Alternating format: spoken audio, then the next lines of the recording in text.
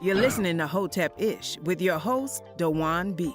Intelligent ish talk, intelligent shit talk, where we balance the profound with the profane.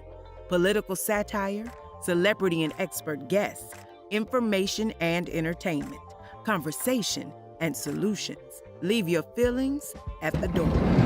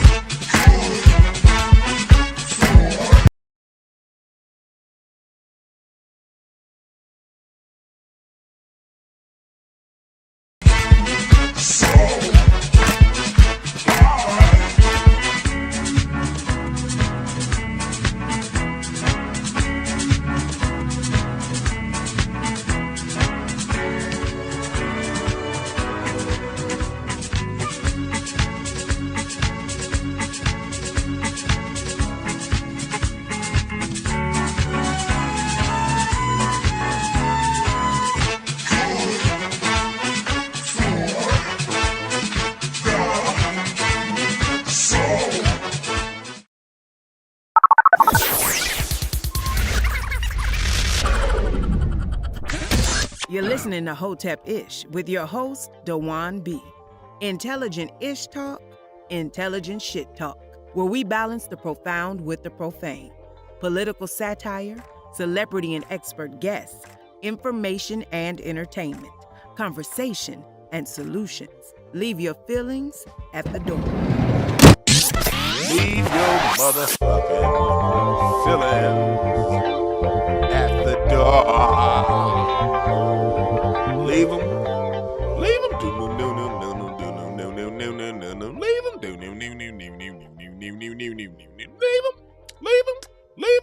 Leave them. I should turn that into a gospel song. Leave your feelings at the door. Again, especially to you grown-ass men. You don't like what I have to say? You got a channel to go say what you got to say. Don't bring it to me. One of my pet peeves is hearing grown-ass men crying about what another grown-ass man is doing. Stop the whole shit. All right? What's up, everybody in the chat room? Thank y'all for joining. Thank y'all. We about to talk about this week in racism. It's been a very interesting week. We've seen a lot of bootleg wake-up calls. We see what appears to be issues with Joe Rogan and race. And race is, no matter how much people try to avoid it and act like it doesn't exist and say it's a thing of the past, it gets put right back in your face every time. Every time.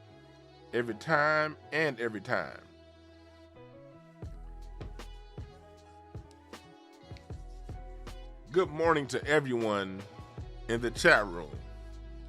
I appreciate all of y'all for joining. I appreciate y'all. We gonna go down the list today because this has been bootleg wake-up call week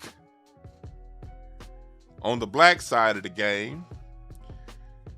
And when it comes to the whole Joe Rogan thing, it seems to be a coordinated attempt to censor podcasting. We're going to start off on the Joe Rogan side of the game, and then we're going to get into the bootleg side of the game. I want to first remind everyone, because my stance on Joe Rogan may be a bit of a surprise to people, but I want to first remind everyone that I'm the one that's been calling Joe Rogan a racist for a long time. I don't know if y'all, those of you, the Craig Factors in the room, y'all will see the debates we have on Craig Facts, and over the last year and a half we've done that show. Well, coming up on 2 years now. You guys have seen the debates, and you guys have seen me talk about Joe Rogan's racism for a while now.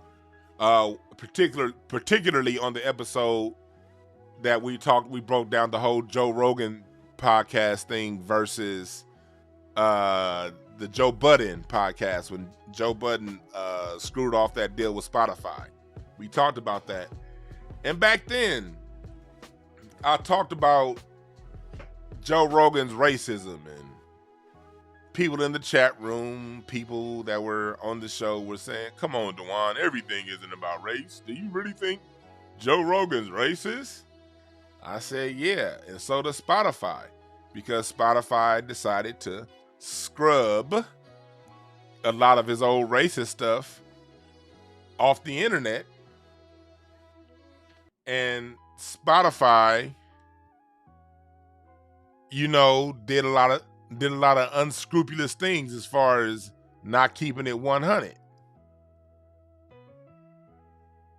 They did not keep it 100. They made it seem as if he was neat and clean. all of the nonsense that he talked, they made sure not to add that to the Spotify content, and everything's okay. And what did a lot of Negroes do? The thing we always do. Man, I ain't never heard Joe Rogan just say he racist, so I don't think he racist. I'm like, all right, whatever, okay. And you judge a person by the friends that they keep. Joe Rogan would oftentimes have these alt-right sympathizers on his platform. You know, these people who are on the extremist side of the game. And everyone ignored it. Everyone ignored it. He still got his big payday. He still made all that money. And the people like me who were calling out his racism, we were again being told, hey, Dwan, stop being a hotep. Everything isn't about race. Who don't talk about my white friend? Because we both like, Joe Rogan is cool because I watch the UFC. He watches the UFC. So because of that, he's cool. All right, niggas. All right.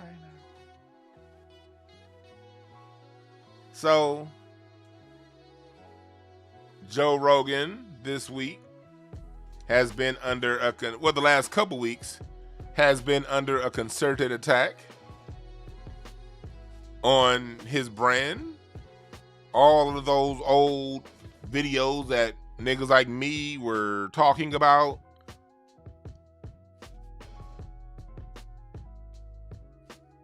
It's been resurfaced. And people like me that were criticized for talking about this, I don't hear nobody apologizing saying, hey, hoteps or hotep-ish style people, you guys were right. No one is saying that. They're acting all flabbergasted. Oh, I didn't know. Pull my music off of Spotify. I cannot share a platform with someone that racist. And you got people who don't even own the rights to their own goddamn music talking about pull my music off Spotify.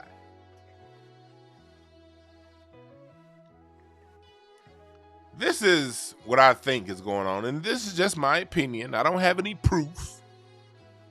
But understanding how the system of white supremacy works, this is what I see. And I see the same play they made with Alex Jones.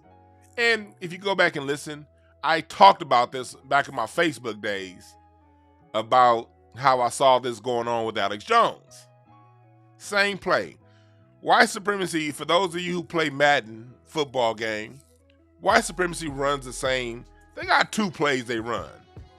Power right, running play, and power right play action. They really only got one or two plays. They don't really have a diverse playbook. One of the plays of white supremacy is to, when they want to censor the population, when they want to bring in a higher level of censorship, they start off by throwing a white name out there, and they connect it to racism or something that has anti-Semitism. Lately, the newer play has been LGBTQ. If they can't get them on racism, anti-Semitism, they'll pull up LGBTQ status. They make a big deal about this white name. And I'm not saying they don't do it with black people. They do with black faces sometimes, like when hip hop. They do it with black faces too. But they change it up. Sometimes it's a black face, but most of the time it's a white face. They make that white person everything wrong with racism. They put them out there, and they use that white person as an example as to why a higher level of censorship is needed in the population.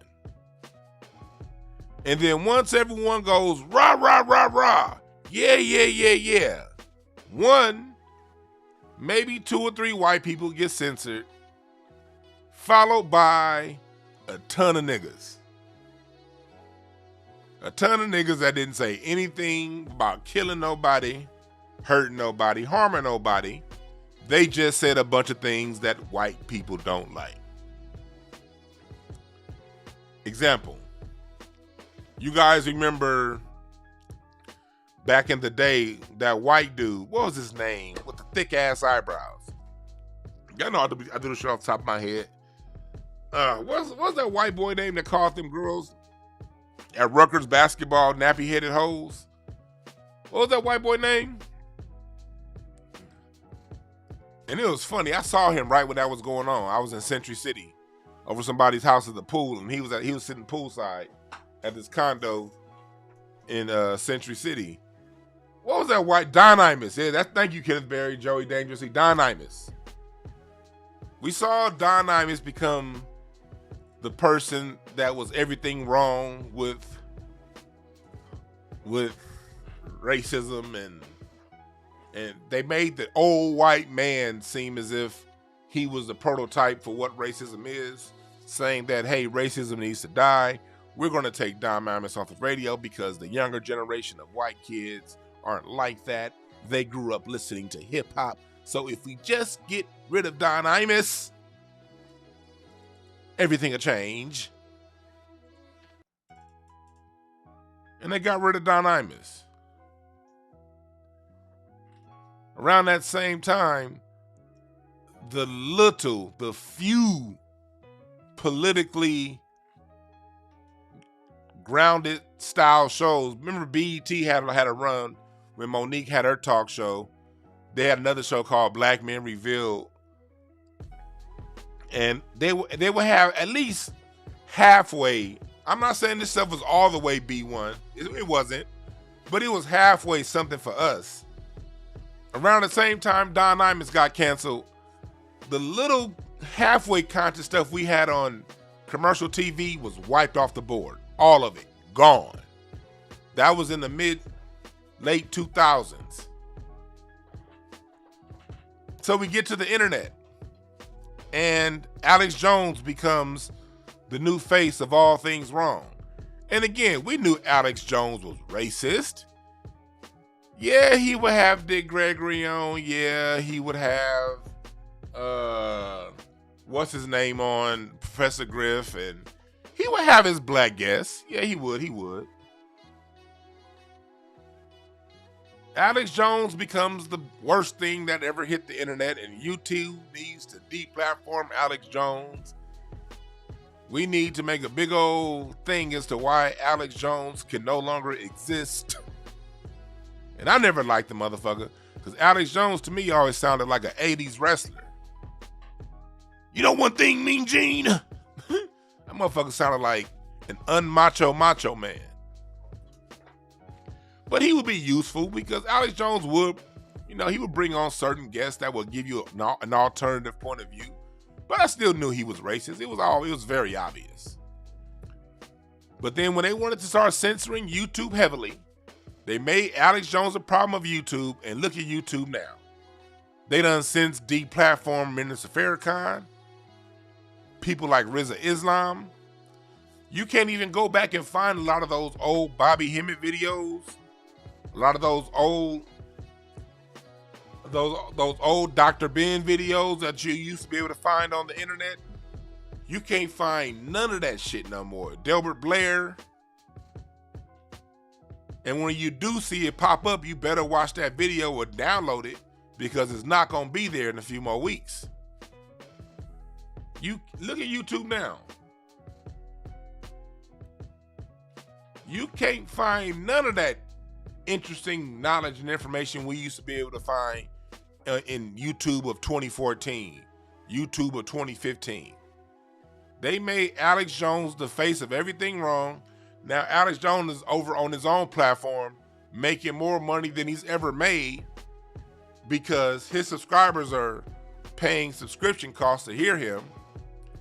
He's winning now on his own platform, still uncensored. And y'all remember when they censored Alex Jones? That's when they hit Tariq's channel, they hit Professor Black Truth's channel around that same time, and they hit Jason Black's channel. All of them had they channels that I remember Professor Black Truth had to start a whole new channel.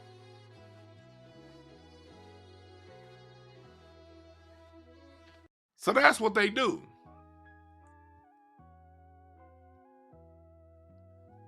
That's what they do. It's hard to find Steve Coakley online. Thank God Steve Coakley's son is still alive and his son controls the channel, so where, he does own the rights to the videos. But you used to be able to see a lot more Steve Coakley out there. Can't see none of that stuff no more since the whole Alex Jones thing. And now we're here with Joe Rogan. See, right now when it comes to podcasting, everyone can create a podcast. You can go to Anchor or one of these hosting sites and create your own podcast. And you can basically say whatever the hell you want to say. No one can top you or stop you.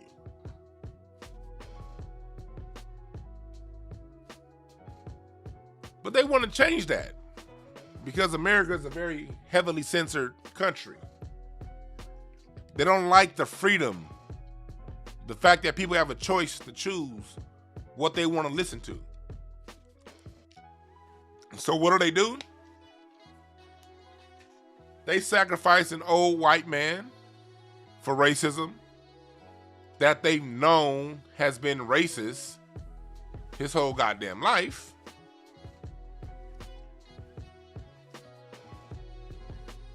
And we're all supposed to just jump on the bandwagon and say, hey, yes, cancel this person, cancel that person. Let me tell you something, people. We need to grow the fuck up. We need to grow up.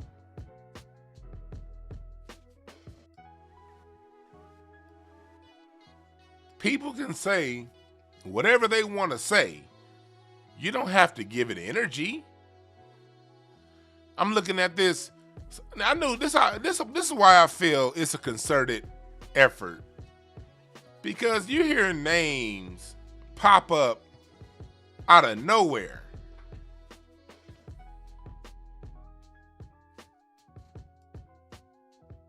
I saw something that said India Ari is leading a boycott.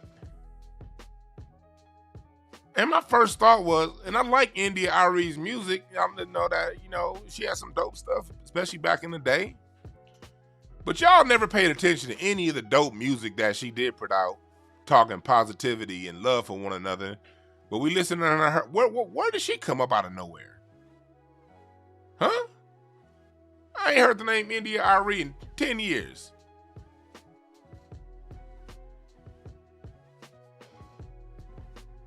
Now all of a sudden, she's leading the charge.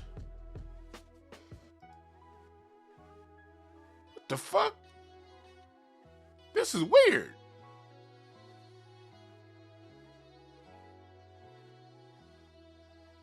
This is weird.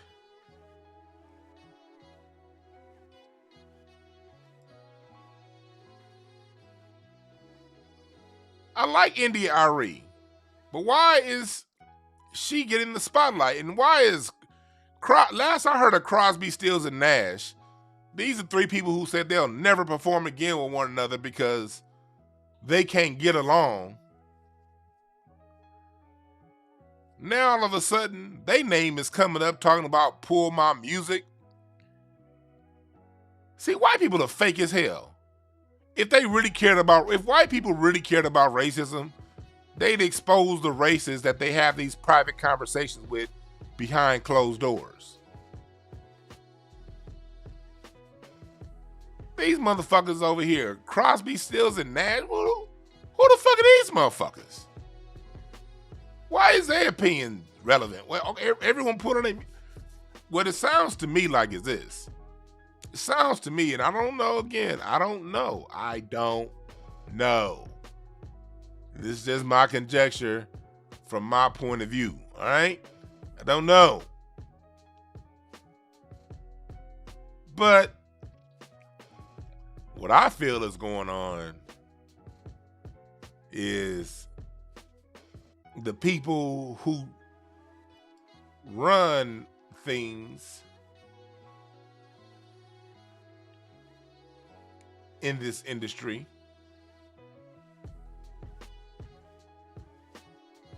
the people who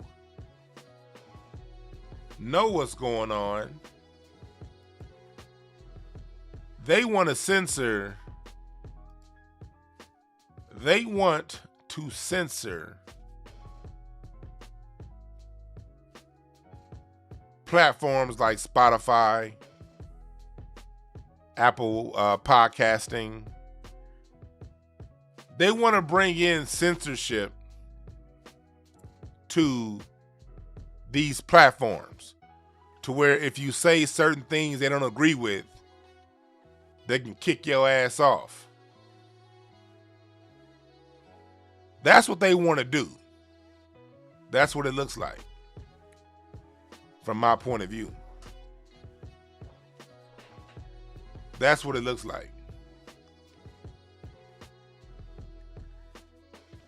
And they're getting their artists that they have total control over to do things to make it seem as if this is a major concern. It's not about racism. If they cared, like I said before, if they cared about racism, they promote Nene Fuller. They promote books like the ISIS Papers and media outlets like the Black Channel. They promote documentaries like Hidden Colors and Gentrified American Style and Elementary Genocide. They promote that. And they publicly ridicule their white friends who they have lunch with that talk non-stop shit about black people when there are no microphones around. That's what they do if they cared about racism. If they cared about racism, you'd see the board of directors at companies like Spotify, at companies like Apple and the rest of these places, these music companies, Sony, BMG, these people who control distribution rights. You see them have a load of black entertainment lawyers. They'd have black high-level executive staff. They'd have black employment. They'd employ, their amount of black employment would reflect the black population in the towns they do business, in other words. So if they have a base, I'm just throwing a name out, I'm just throwing cities out there, I'm not being specific, people. But just say the companies had a base down in Atlanta. And just, I don't know, what's Atlanta's black population? Well, I don't know. What's Atlanta's black population? What's that? It says here, Atlanta's black population percentage is 33.5%. Then if the company's based in Atlanta, their executive staff, their work enforcement staff will be 33% black. If the black population they say the black population in LA is around 7%. That means these companies' employment staff will be 7% black. This isn't black people asking to own and control everything y'all do. But if you guys is high paying, I ain't talking about janitor staff. I ain't talking about the mailroom staff, receptionists. I ain't talking about them low paying jobs. I'm talking about the jobs that pay money. If y'all cared about racism, your employment levels will reflect the black population in the towns you do business.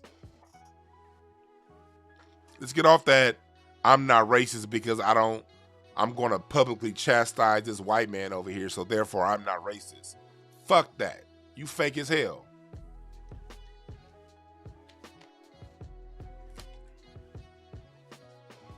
You fake as hell. So this isn't about racism.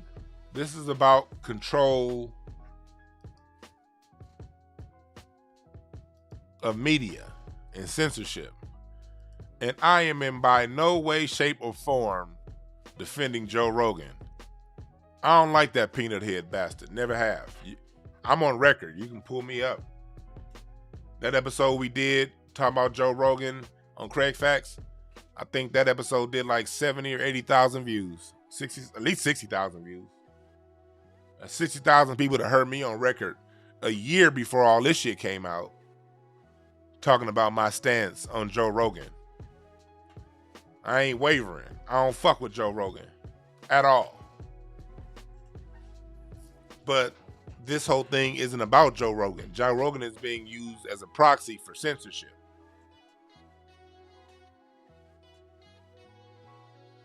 And I don't like censorship. I'm cool with white people saying what they gotta say. Matter of fact, I want white people to be comfortable saying whatever the hell they gotta say, so I know exactly who he is. I've never been fooled by Joe Rogan because I heard him talk the way he's talked. If you censor people like him, that just helps closet racists go back in the closet. And you know how a lot of these niggas think. Black people think, oh, since that white person smokes weed with me and listens to hip hop, he's down. You know how immature a lot of too many black people are. You know how immature too many black people are in the matters of race.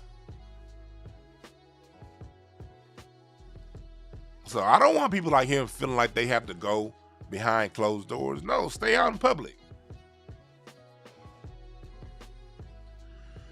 Yeah, Ice Cube did check Bill Maher. Ice Cube did what he can do, because that was actually the last episode of Bill Maher I ever watched. Because I had already stopped watching Bill Maher by then, by the time Ice Cube came on. But when I saw Ice Cube was going to be on, and that was the same week the nigga word came up, I had to see how Westside was going to handle that. And Westside went on his show and was like, nah, bruh, that ain't for you. And I just remember seeing the way Bill Maher rolled his eyes. Like, go back and look at Bill. I would play it, but you know they'll give me a strike if I play it. But go back and watch that episode of Bill Maher with Ice Cube. Ice Cube checked him, and look at Bill Maher's body language. You could tell that wasn't a scheduled checking. Ice Cube had already been scheduled. Shows like Bill Maher, they schedule that shit out weeks, months in advance.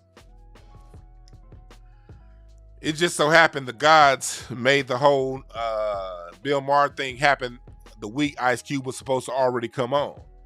And we saw Ice Cube check him. You saw Bill Maher's whole body language. Bill Maher was looking like a 7-year-old white kid. God, mom, dad. Okay, dad.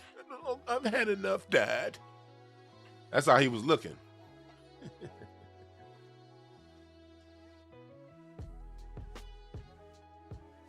Yeah, nah, he didn't say nigga in front of Ice Cube. Hell nah. He said nigga the week before Ice Cube came on. And everything erupted. Then Ice Cube was on that following Friday. He was promoting the death certificate. He was promoting death certificate 25-year release, which, if you ask me, is one of the greatest albums ever written.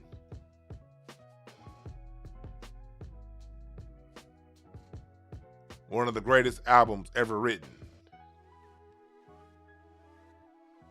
Yeah, Ice Cube came on because he was like, yeah.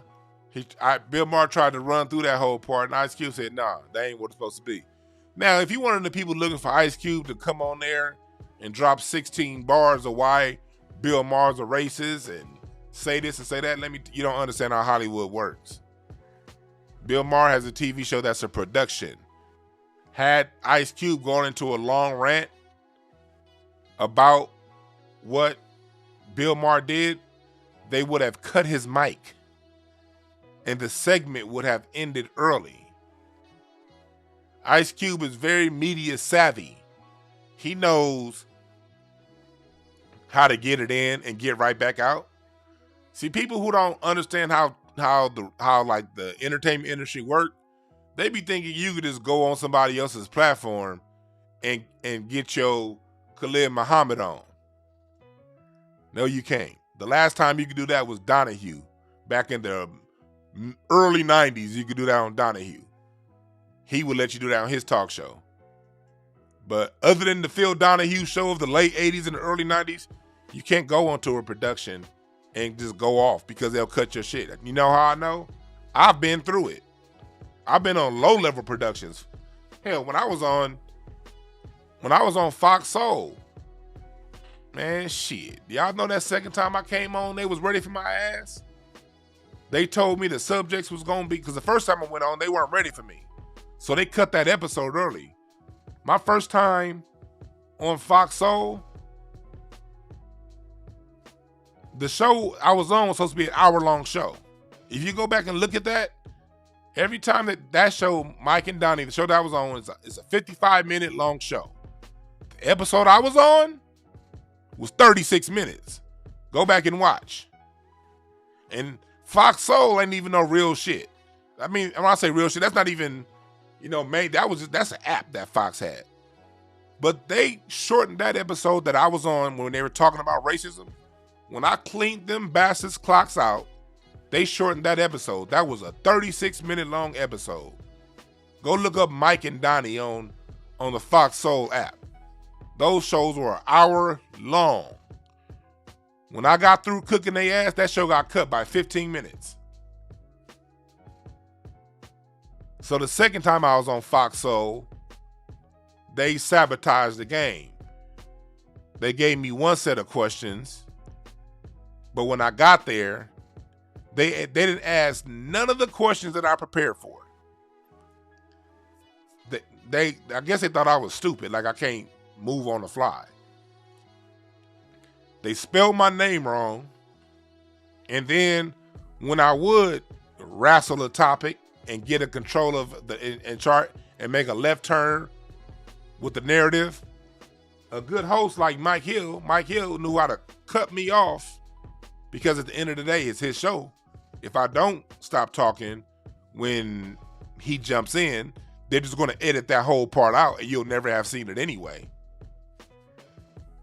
So y'all can't expect black people to go on mainstream platforms and get time to say what they have to say. There's a thing called editing and cutting mics and things you have absolutely no control of. So you have to say things in a crafty way to get it out and not be censored. You dig? So, Joe Rogan, there's a coordinated attempt to censor all of us in this game through using the white boy, the white sacrifice. Same thing they did to Harvey Weinstein. He was a white sacrifice. Notice ever since he went to jail, they ain't been talking about none of them other white boys that been raping and pillaging their own goddamn companies. Hell, you had a whole goddamn governor that just had to leave office in New York over some bullshit like this. But since they got everyone's attention focused on Harvey Weinstein, now all of a sudden,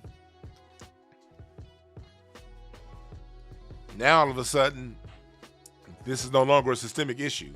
It's just a Bill Cosby and R. Kelly issue now. That's what they do. Which leads me to the bootlicking portion of today's broadcast, Whoopi Goldberg and Brian Flores. Let me start off by saying this. I don't believe in standing up for black people who don't stand up for black people. What I'm getting ready to say here is not in defense of Brian Flores and Whoopi Goldberg. It's actually a criticism of them, and we're going to use them as an example. And I want to have this discussion amongst the black family. How do we treat black people who don't stand for black people when it's their turn to face racism? How do we treat them? How do we interact with them?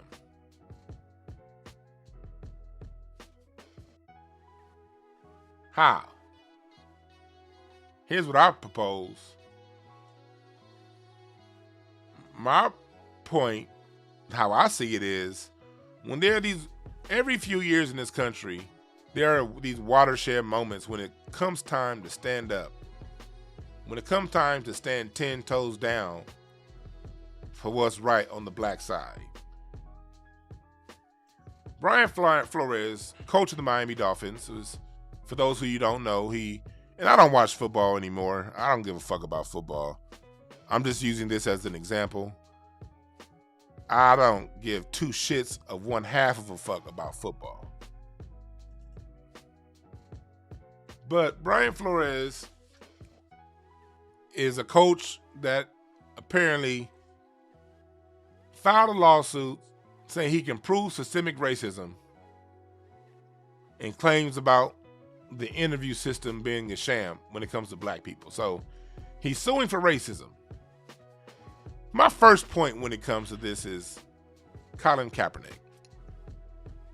Colin Kaepernick back in 2016 took a knee.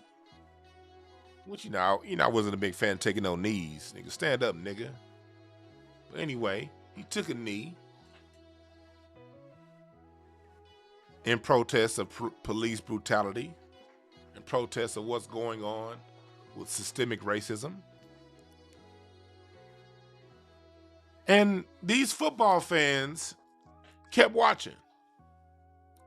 So my first thing is to the football fan. Back in 2016, this was my biggest issue with what went on. They told Colin Kaepernick that he had to stand for the anthem. But here was the thing. There was no rule in the NFL books that said you had to stand for the anthem. And they didn't put that rule in. So if the rule isn't in, why does he have to stand?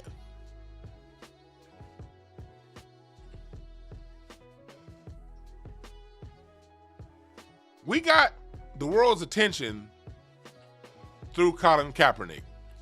And I said back then, 2016, if those of you who are Facebook friends with me, you'll see this. I said back then, we cannot make this protest about Colin Kaepernick because once we make it about Colin Kaepernick, the minute he fades away, the protest is done. I said this in the middle of the season, 2016. Look it up on my Facebook. People still made it about Kaepernick anyway. But there was a lot of momentum behind what Kaepernick was taking a knee for. Behind what he was standing for.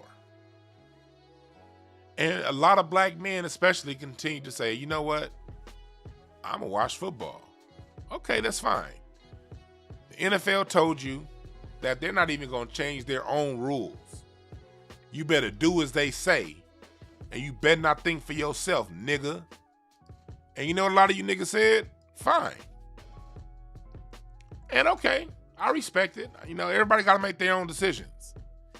And then you have the other band of Negroes who protested for about a half a season and a half.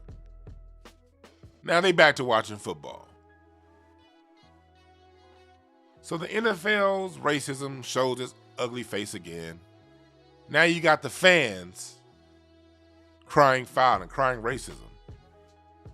My point of view to the fans that still watch, if you choose to still watch football, don't nobody want to hear you niggas bitch and moan about racism. They showed you what it is. They flexed on you. They said, we ain't even gonna change our rules. And we ain't gonna listen to a damn thing you gotta say. But what we will do, we'll allow dancing in the end zone. We'll add one more game for you dumb niggas. And we'll bring in Jay-Z. Yeah, Jay-Z's gonna come and save the day. And then Jay-Z's old camel face, double agent, backstabbing ass came and said, we're all past kneeling. That backstabbing double crosser. If you can't see through that nigga Jay-Z, don't argue in my inbox. Don't be in the comments after this show being a fanboying out for Jay-Z. I'm not here for you niggas. Too many of you niggas don't recognize it's daytime until 2 p.m. Jay-Z double-crossing ass crossed the picket line, and black people went right back to watching. For you niggas, I don't want to hear shit about racism. The NFL told you, I'm going to keep doing what the fuck I do, and you going to watch. And you bent the knee, and you kept watching. So shut the fuck up. Don't nobody want to hear you niggas bitching and moaning. When you had a chance to do something about it, you didn't do it. I respect the football fans who don't care. I have a higher respect for the football fans that be like, look, I ain't really tripping on what's going on. I just want to watch some football. I know racism exists, but look, whatever. I just want to watch football. Salute to y'all. I have no issues with with brothers that are like that. It is what it is. You can't enforce everything on everybody. Okay, fine. It's you motherfuckers that want to cry racism and talk about racism. You niggas always get in the way. The reason why those of us who are serious about replacing racism with a system of justice, we about this life every day. We don't need watershed moments. We don't need a Colin Kaepernick.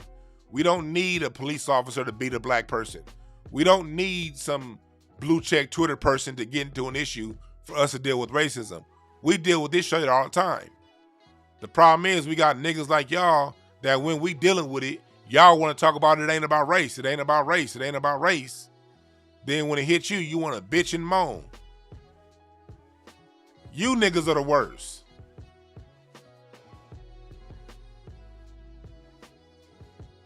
And I don't have anything I don't want to hear your bitching and moaning in my comment section. Y'all heard how I started the show. Leave your feelings at the door. If you got feelings, go express them to your mama.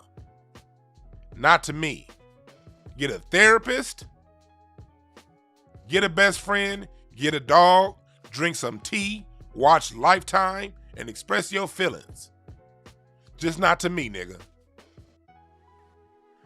Which leads me to the Brian Flores type. Now, at the end of the day, if he can knock the NFL over the head and make some money, more power to him.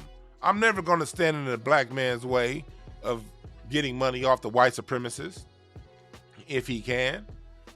I'm not going to say nothing against him, but I'm not going to support him. What's one reason I'm not going to support him? What's one reason I'm not going to support him? Is this you? Is this you? I want you guys to focus on the screen right here. And this is an article from 2 years ago. Brian Flores admits to playing Jay-Z songs to push Kenny Stills. Kenny Stills is a football player who was on the who was one of the players that Brian Flores coached. Who Kenny Stills got mad at Jay-Z, like he should, for crossing the picket line. Kenny Stills was somebody who called out Jay-Z.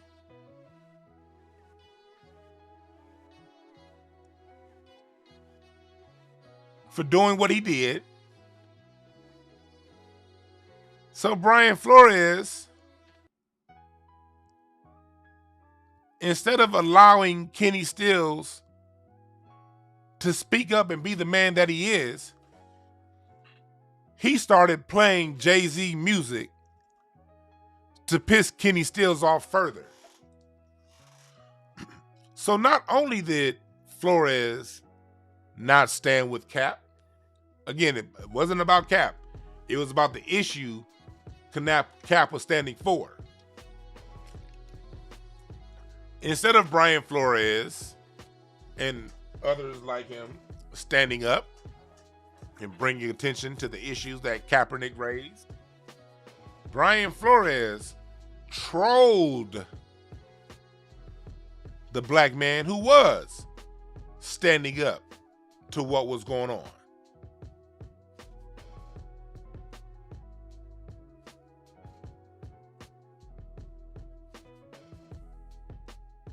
No, Flores is not FBA. Flores is Honduran. Brian Flores is from Honduras. What's up, David Banner in the chat room? You just answered it. You're on the Facebook side of the game, David. What's up? That's what's up. Thank everybody on Facebook listening. Everybody on Twitch listening. Everybody listening on Twitter. Thank you. And thank you, YouTube audience. So Brian Flores, not only is he the type, because I get it, everybody can't be political. I'm never mad at the non-political person. The person who's not political, they just want to go about their day and do what they do. I always want to make it clear. I have no problems with apolitical people. People who just rather not get involved. And they stay out of it. I got respect for them. They doing their own thing. More power to you. The fight is between those of us who are standing on something and those raccoons for the white supremacists. The white supremacist lapdogs. The people who like the taste of vanilla dicks in their mouth. Them is the issue. Them is the people I have issues with. The people who do things when those of us who do stand up, they do things to troll us. They do things to defend the system. They make black people who love being pro-black, they try to make us feel as if we're some sort of outcast, as if there's something wrong with us, and they go out of their way to prove their point. That's what Brian Flores did.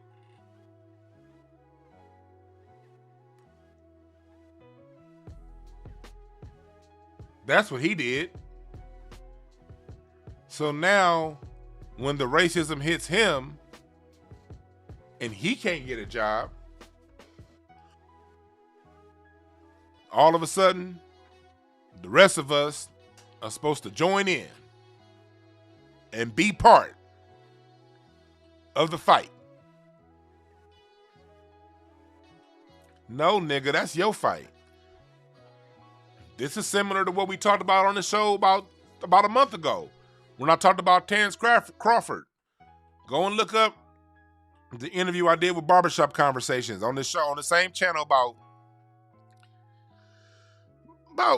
less than 10 episodes back. It's been less. I think I've done less than 10 episodes since then. Go back. And you go back and see the interview that I did, and we talked about Terrence Bud Crawford, how Bud Crawford saw how racist Top Rank boxing was. Top Rank has been nothing but a racist operation from day one. And he decided to re-sign with Top Rank in 2018 after everybody said they're not going to get you a big money fight because Top Rank Boxing don't give big money fights to black fighters. He called Fred, the person I interviewed, anything short of a child of God. His trainer, Bomac, even threw hands at Fred. And they was talking about all this black stuff, And then when everything the pro-black people who he criticized said was going on came to pass, now he has a lawsuit about racism. It's funny how all these is not about race niggas know how to find lawsuits when a racism hit them, ain't it? This is proof to everyone out there on the B1 side of the game. These people know what racism is. They know how it operates. They know it exists. They just ignore it.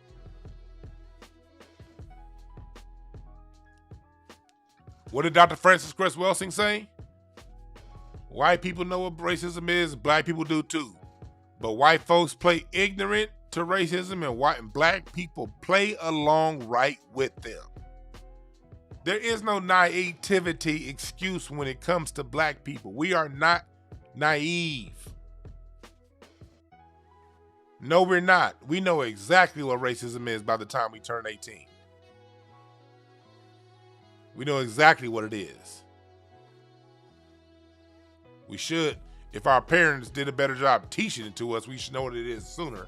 Which I do have a webinar, and the link is in the bio, on how to explain racism to your children. That is that is available on my Patreon, along with more courses to come.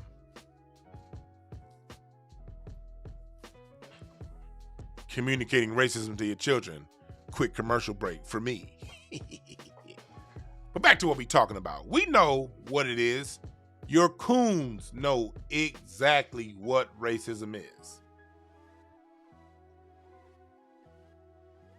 They just have a problem when it hits them. So how do we deal with them? I'm going to open up the phone lines in a little bit because I want to get some of you guys' opinion.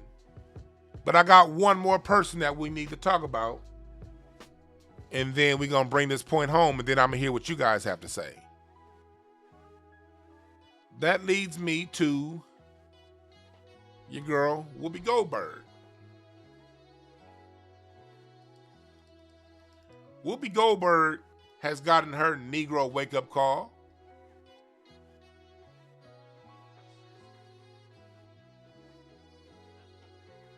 She's gotten her Negro wake-up call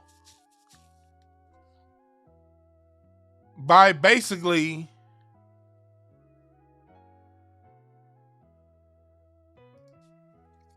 saying something that's true and not true at the same time. Whoopi Goldberg, for those of you who don't know, said the Holocaust wasn't about race.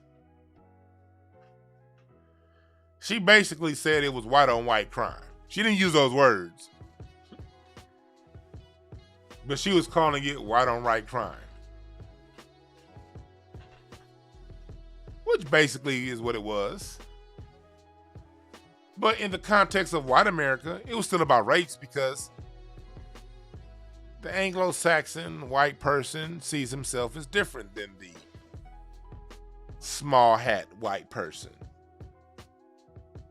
I'm not going to get into saying no name specifically because I'm on their platform. This is what Whoopi Goldberg forgot. Although she changed her last name to Goldberg, although she has been on the inside for a long time, and when it comes to issues and matters of race, historically, she finds ways to sidestep it and project herself as a woman that's just a funny, well-talented woman of color. Race doesn't matter to Whoopi, according to her, when it comes to black people. Unless she's defending she'll bring up race. If she's defending the Democrats, then okay, she could talk about racism in the context of the Democrats versus the Republicans. But when it comes to regular old mundane race issues, Whoopi believes we need to get past it. So she got her Negro wake-up call, speaking on the small hat people. And this is one thing you got to realize. If you have a blue check next to your name, if you are the type person that decided to get your money through mainstream channels. The people with the small hats generally own the distribution. They own the networks.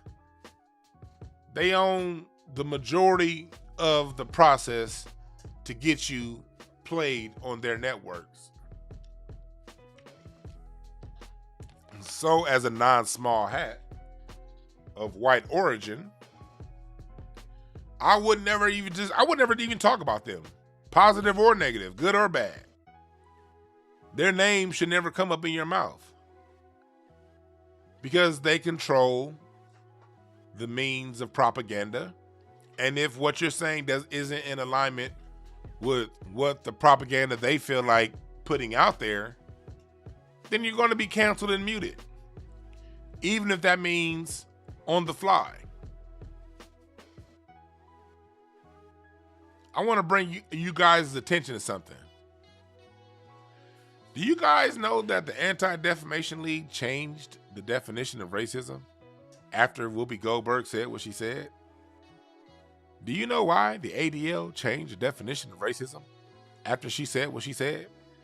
Because what Whoopi Goldberg said was in alignment with the ADL's definition of racism before she said what she said.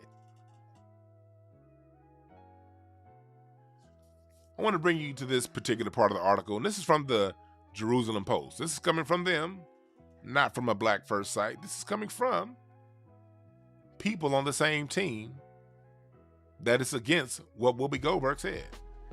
The Anti-Defamation League has changed its definition of racism following the backlash over its previous definition and after remarks by Whoopi Goldberg about racism and the Holocaust.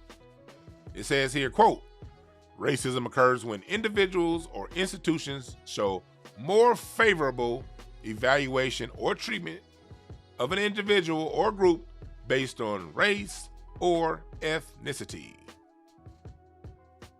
That's the new interim definition. Keyword interim, meaning that's what they put down before they can think of something better. Something more, when I say better, I mean more confusing. It says here, in late 2020, the league changed its definition of racism to be the marginalization and or oppression of people of color based on a socially constructed racial hierarchy that privileges white people.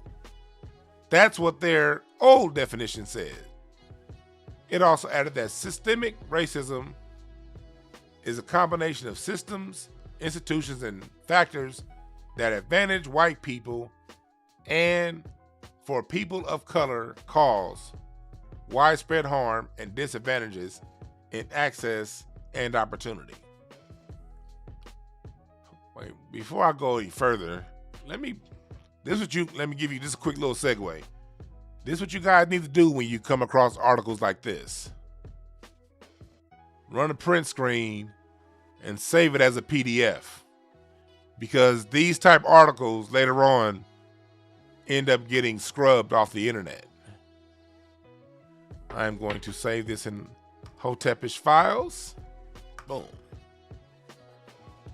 You save this shit as PDFs, because this particular article will someday, when it becomes politically convenient, they'll scrub this article and change everything they saying in this shit and be like, "What you talking about, Willis?" So quick word of advice: anytime you run across news like this, print screen and save the articles in your files, because they will change this if they don't scrub it all together in the future. So according to the ADL's definition of racism, and we all know this isn't the real definition of racism. We know what Claude Anderson says. I'm going off what they say right here. According to them, Whoopi Goldberg was right at the time she said what she said.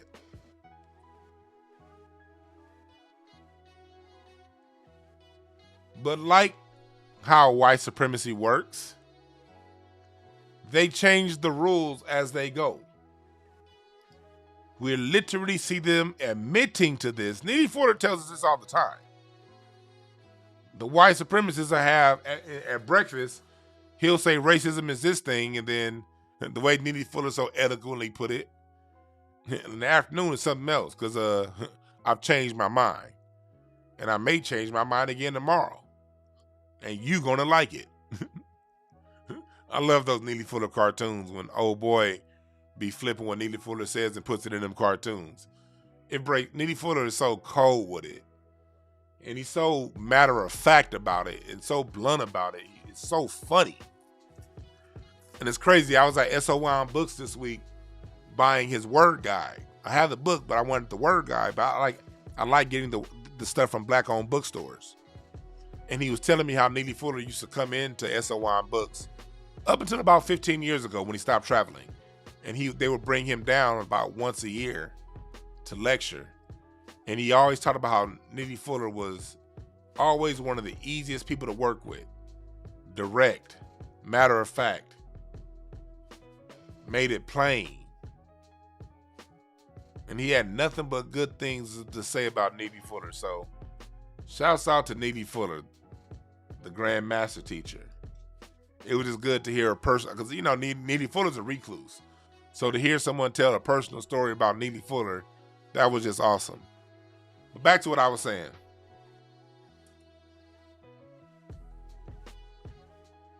The white supremacists change the rules as they go. And here is them admitting to changing the rules as they go. So Whoopi Goldberg got her Negro wake-up call. She got her wake-up call. And that leaves me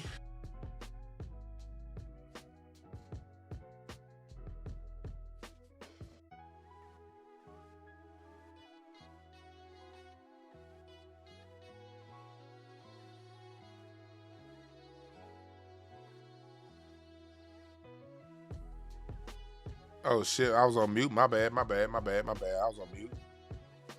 That leads me to the question, how do we as a people, how do we deal with these people? How do we deal with the black folks that want to act like everything is hunky-dory? They don't want to speak up for black people at risk of losing their jobs. It's something about Negroes and their job. You gonna lose your job. I don't want to lose my job. I ain't gonna speak up. I's not gonna speak up to racism because I might lose my job.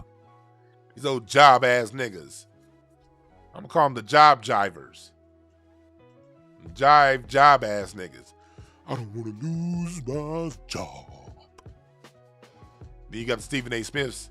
Don't talk about racism like that. You're gonna lose your job. This ain't about racism because I got a job to do. These niggas is all about their job. And then the minute the white supremacist comes directly for their job, now it's about racism.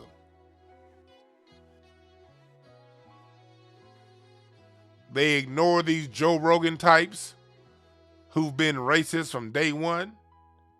Yeah, Joe Rogan cool, man. He like the UFC like I do. Fear Factor was the shit, man. Y'all just a bunch of hoteps. Y'all need to stop talking about all this race stuff. And get back to your job. You know, cause ain't nothing more precious a black man can do than have a good job. Punk ass niggas. How do we treat these people? I'm about to open up the phone lines. And I want to hear what y'all say on how to treat these job talking ass niggas. When it's their turn to handle racism, do we back their play? Or do we let them hang? Do we back their play? Or do we let these niggas hang where they are? I want to know your opinion. My opinion is let them hang. That's what I think.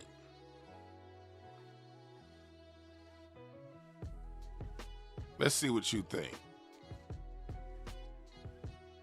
Call back. I gotta change my settings. It shouldn't let me ring twice before I hit answer.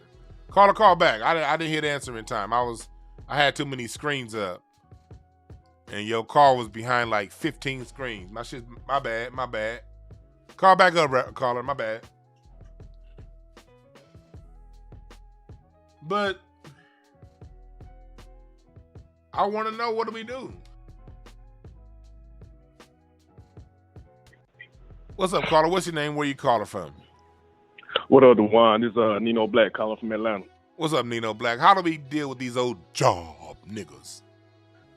Man, the best way to deal with them is to do like the Haitians did with their coons, man.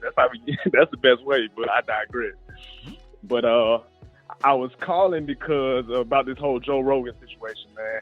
I'm trying to figure out, are Negroes really that low vibrational where two things can't be true at the same time, or all these agents? Because when it comes to us pointing out the fact that, hey, they only calling out Joe Rogan on his racism now because they want to garner support but to get him banned from Spotify due to his views on the jab. You know, because like you said, hell, even me, the rest of the new black media, we've been calling out Joe Rogan on his racism for years. But now all of a sudden, folks acting like, oh, they're so concerned about his racism. It's like, y'all don't see the timing of this. And that's really what I just wanted to point out, man. I just want to know, are black folks that low vibrational that we cannot decipher that, hey, yes, he's a racist, but that is not why they're trying to get him banned. And that's all. I'm going to let you follow up on that off the line. Peace. Good point, man. Thanks for the call. He right. Are we? Are we in that much need of white approval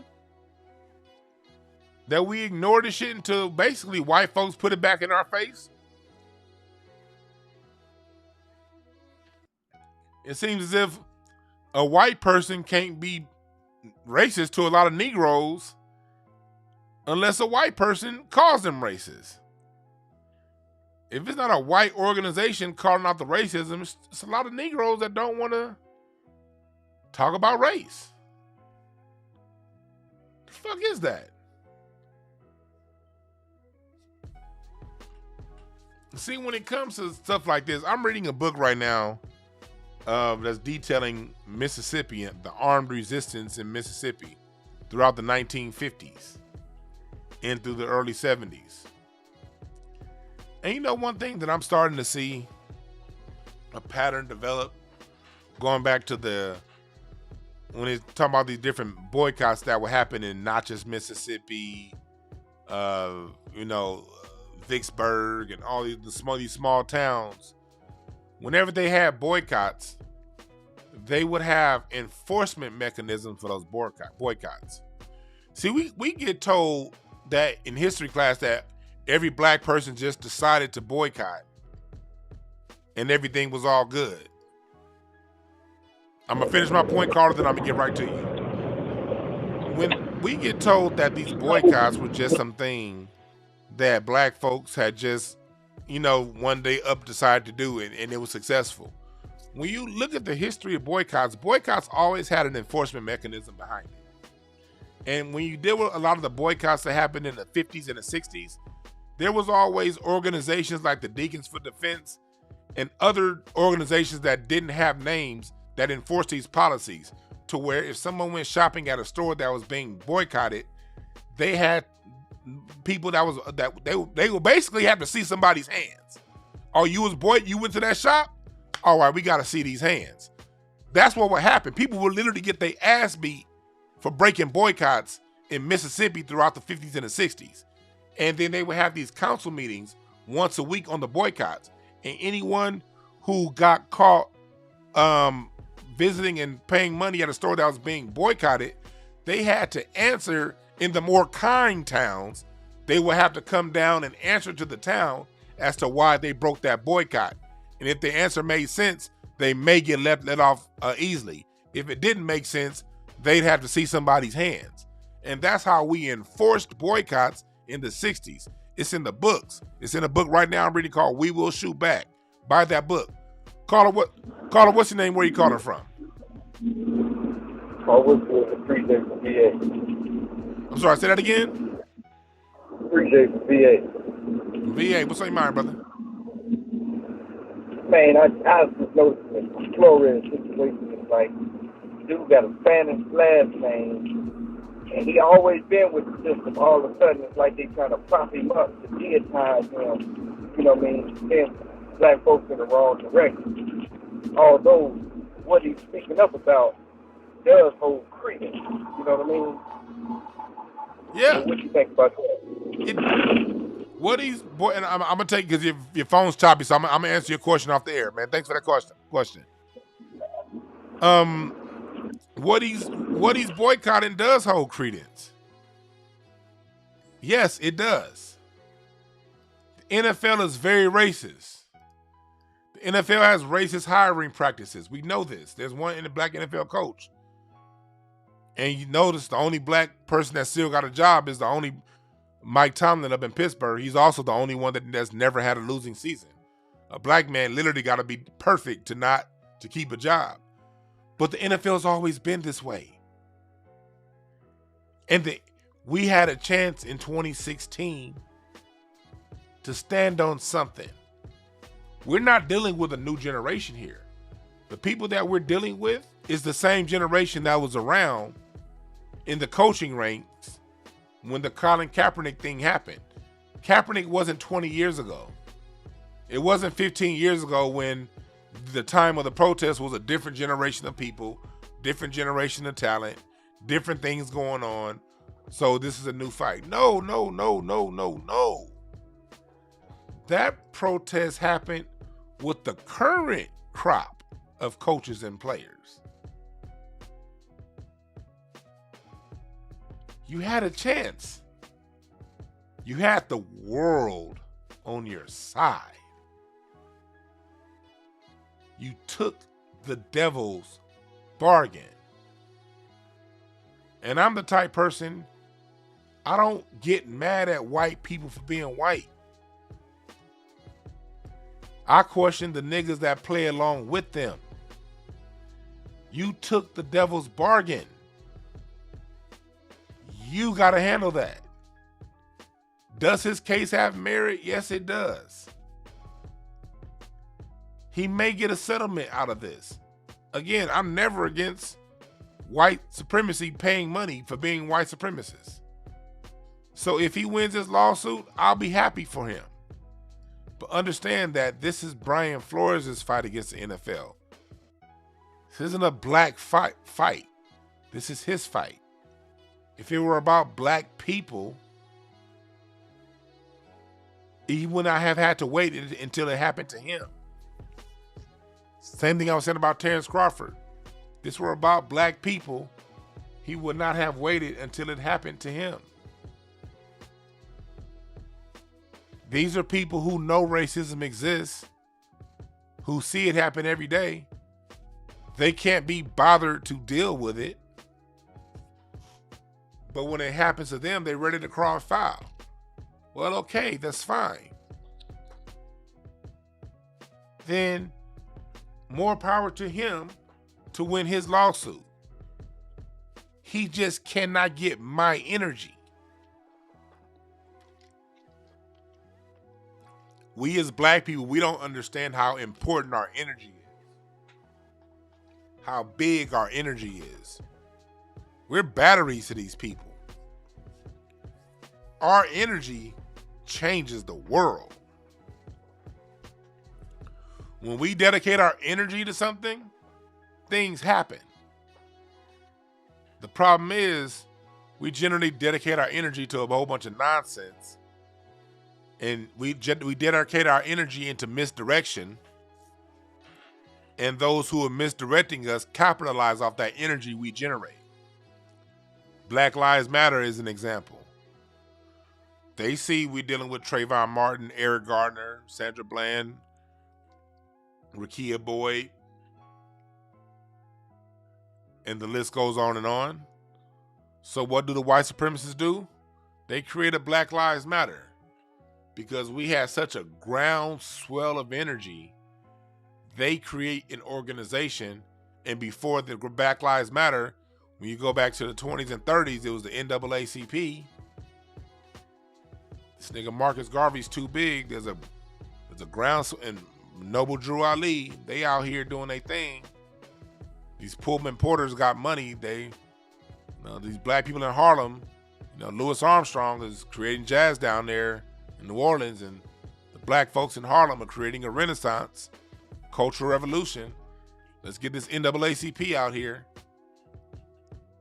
Same play over and over again to capitalize on our energy. And they flip that energy into monetary gain for themselves. And they use that monetary gain for themselves, Black Lives Matter, the NAACP, to control our narrative and keep us in check.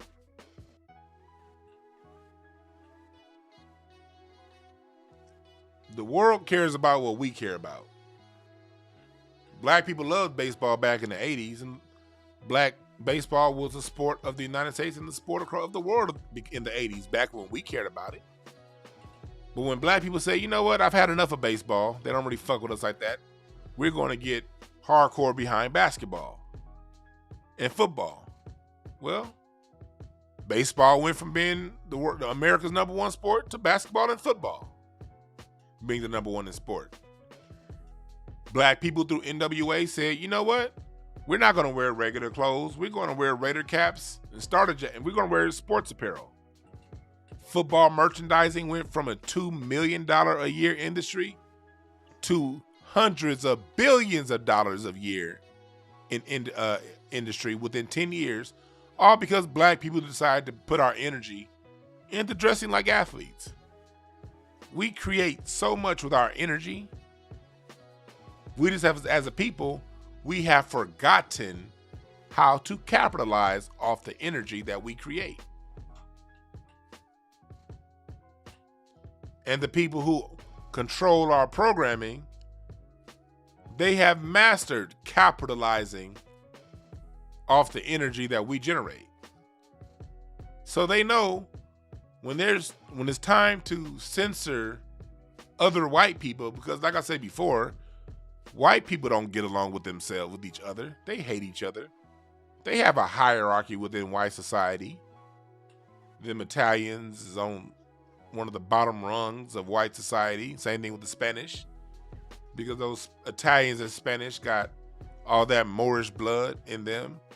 And the Italians got double nigga blood. They not only got the Moorish blood, they got quadruple nigga blood. They got Moorish blood in them. They got blood from the Carthaginians. Carthaginians used to come up in Italy, smashing them Italian hoes. And Italy was built off the ancient civilization of the Etruscans. Look up the Etruscans. Look up that artwork, Etruscan artwork. You'll pull up statues that look like Andre 3000.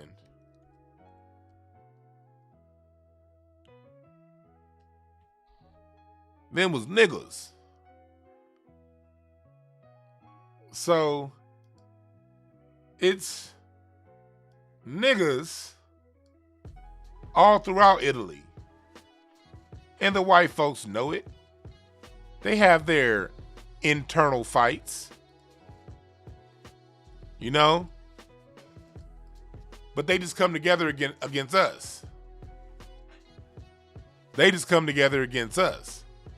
Look at this Etruscan statue. Come on now. I know a chick named Carol that looked like her over here. And I know a nigga named Rodney that looked like this.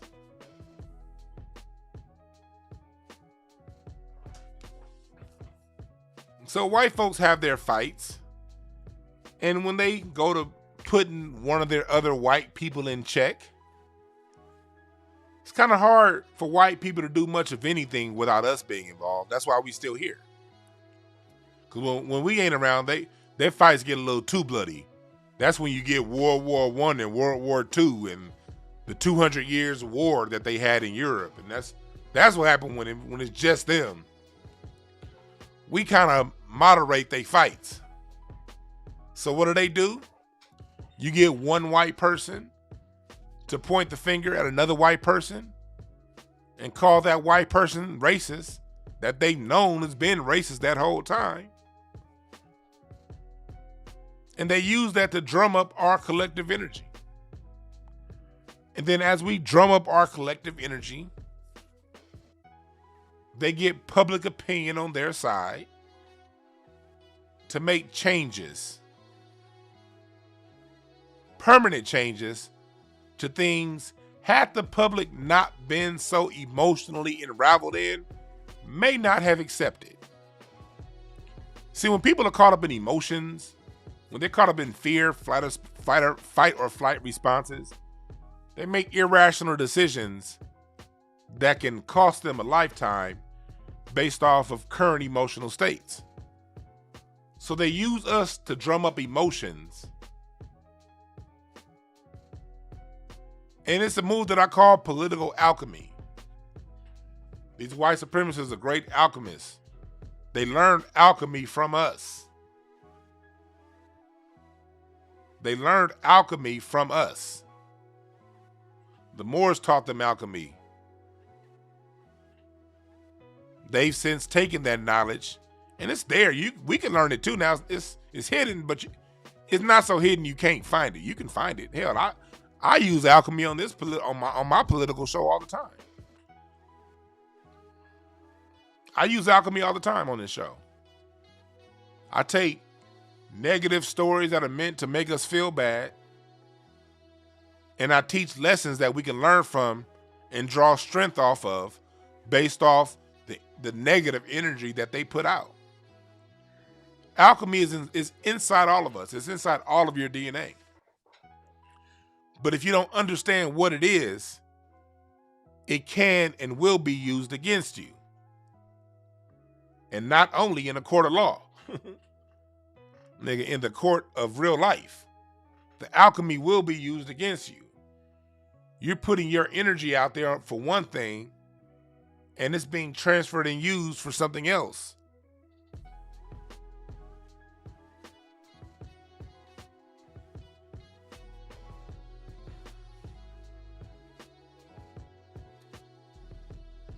That's what they're doing when they drum up this racism stuff.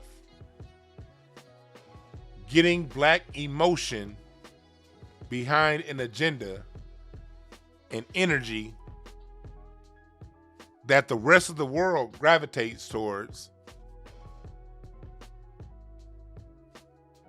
Getting that out in the rest of the world and allowing them to take that energy and flip that energy to their greater good. That's the get down. That's how it works. That, my friend, is how it works, my friend. That's how it works, my friend.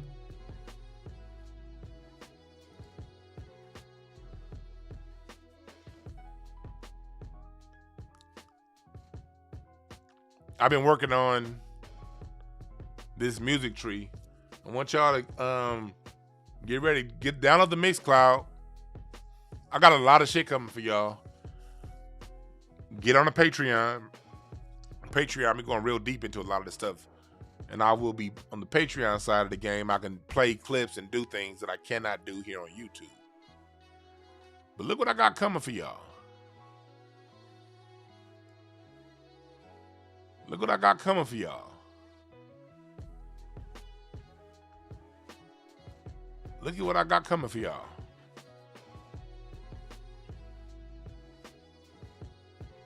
Let me lower this. I got my FBA music family tree coming, y'all. It's done. This isn't the final copy. I'm not about to post the final copy because I don't want, motherfuckers be on the social media trying to take shit. But if you do try to take it, you see the shit's already copywritten. So try to take this shit if you may.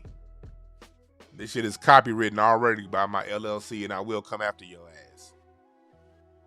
I got my music family tree. Because black music has to be talked about from a black point of view, and a black point of view that's not funded by small hat people with an agenda. It's time we tell this and get this goddamn story straight. So this is being edited right now, and this is not the final copy. There's still some other on my final copy. There's still other forms of music that aren't on this particular one right here, and a few placements that were moved around.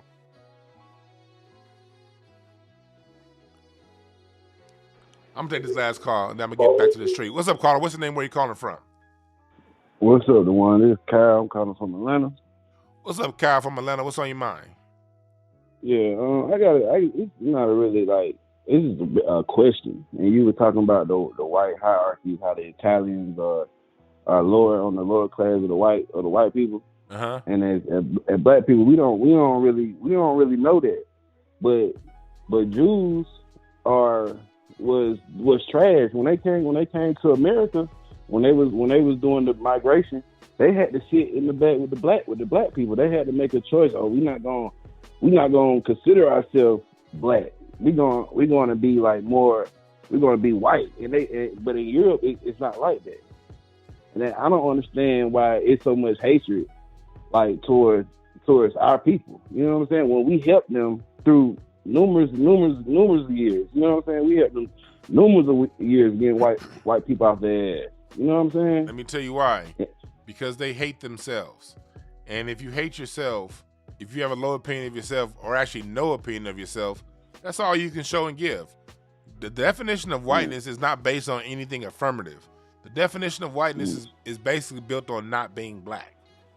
They haven't been able to build anything. They don't get along with each other. They starve when they're not around us. They can't get anything going when we ain't around, and they hate themselves for it. So instead of dealing with their internal hate, they see us running and jumping. They jump into heights they can't jump. They see us making music they can't recreate. They see our dicks clapping our knees, and they pissing on their balls. They hate themselves. Because they hate themselves, they have to project their hate onto us and make us feel like we're the problem when we're not the problem. That's all their story being played out on us as a canvas. Right. But I got a question, like as far as our people, like I'm from the South, so I'm from Atlanta. Like all black people I see, I really don't see, like, you know, we have Mexicans, but we don't, like in Cali, we don't beef with Mexicans. They, you know what I'm saying, they're working class. We don't, everything we see is black. Every white is in the rural area. And so like when you see like people from Cali, and they let people like, you know, like white people or Mexican people or Cambodian people say nigga, like, cause you know they're like, what's up, man? Like even the black people say nigga. Like I don't understand that. Like why we just can't come together. Like that's not a word that nobody needs to say. You know what I'm saying? Like we can't, like what they say, Semitic. We can't say nothing about the Jews. If we say anything about the Jews, no matter if it's in Ireland, in Jerusalem, or in America, you know what I'm saying? Like it doesn't matter. Why we can't get on the same code? One thing, I want to stop the generalization, because every black person in Cali don't allow white Mexicans to say nigga. That's something that's younger guys like my age, like they, you know what I'm saying? They go to school with the, oh yeah, you gonna say that my nigga? No, you're not. Even if he cool, you're not even supposed to call him that. Like that right there is because our generation has failed to teach the younger generation what it is. See, we as black people, we don't talk to our kids about racism. We talk to our kids, and we want them to have a so-called innocent childhood, and black people don't want to talk about the real things that go on in the world. They want their children to live in a fantasy bubble, and black children, unfortunately, the first time they meet racism is when it happens to them in their face. That's something that, as we as a society, we have a major problem with. We don't talk to our kids. We don't explain things to our kids. And since things aren't explained, since things aren't handed down, these kind of things happen. And as far as the use of the word nigga's a word like anything else. I don't see any issues with the word, because the word itself comes from literally has thousands of years of nothing but positivity and a couple hundred years of something bad when it was alchemized again by the white supremacists, redefined, and handed it back to us. So, you know, it's one of those things where the nigga's just a word. It's a tool. Like anything else, a hammer can build a house or it can break a window. It's not the hammer that's the problem, it's how you use it. You know, thank you, man. You know, I'm listening to you. I listen to you, try to get you every morning, you know. Yes, sir, man. Thanks for giving us a call, brother. Yeah, I always will, man. All right, have a good one. I'm locked in. And do the same. Yes, sir. Yeah, nigga's just a tool. Nigga's just a tool. But black people, we don't talk to our children about race. That's a major problem. That's why I did a webinar on that. For those of you who saw the webinar, you know what it is. You can buy the webinar or you can join my Patreon on the masterclass level. And at the masterclass level, you will get access to all of the previous webinars, plus the ones I'll be doing in the future. What's up, caller? What's your name? Where you calling from? Hello? Yes, what's up, man? Where you calling from? Oh, right on. Can you hear me? This is Knox calling out of Minneapolis. Knox out of Minneapolis, up north where it's cold than the motherfucker. What's on your mind, brother? It's below Z. Well, actually, it's 15 degrees, so we're doing good. I can put shorts on. I don't fuck with 51 degrees, goddammit. You talking about 15. For real. 51 is cold to me. Shit. Oh, yeah, I'd be cool in 51. I seen your little post on Facebook with that little mild weather talking about you was cold. Cold. Bones chilling, my nigga. Yes, sir. What's on your mind, brother? But so I want to say a couple of things, and I don't want people to take them out of context. I want you to take it in the context of just like your uncle talking to you, you know, like, look here, motherfucker, you're fucking up and this and that and the other thing. So black people right now are a bunch of bitches. Ooh. And I don't mean that of all of us, of course not, because there's a lot of us doing what we need to do. But on the whole, black people is bitches. And that's why white people keep doing what they do to us, because they can get away with it. Man. You understand what I'm saying? Yeah. There's one thing that makes me sick to my stomach sometimes is like I'm watching on social media, and I mean, according to social media, black people, you motherfuckers is cool. You living your best lives. Everything is hunky-dory. So why the fuck would white people ever stop doing what they're doing to us? Because we don't even think it's serious enough to stop playing around for 5 minutes. Man. And so what really that comes down to is I've come to the realization that in order to save black people, it's going to take a group of black people who are willing to save some people who don't necessarily deserve it. And what I mean by that is the regular cracker, the regular white person out here ain't doing shit to harm you, except for those black people that they're immediately around. If they're your supervisor, if they're your coworker, that sort of thing. They may even spit in your food if they cook for you. But the real racism up at the top, those white people, those are the ones who have the lockdown on how black people think. So that goes to your boy, everybody in Congress. What's his name? John Connors. All of those. These, what's his name? Jesse Jackson. I'm still ashamed that I shook Jesse Jackson's hand in high school because I really thought that Jesse Jackson at that time was doing what I thought he was supposed to be doing. Come to find out years later, he's a coon. He's in bed with people. So what I mean is, if white people have think tanks, if white people are passing laws that benefit people down at the bottom, it's going to take a group of well-organized, funded black people that are going to have to create the world that the rest of the, for lack of a better term, regular black people can prosper. Because you have to remember that we are facing science. Like the reason that black people act the way that we do, the way, you know, the reason why we're oblivious to a lot of things is not on accident, it's on purpose. It's applied science through social engineering and everything else. You can just see what has happened between black people in the 60s to now. It took 50 years for them to breed masculinity out of black men. There has literally been like 4 generations of no man in the house.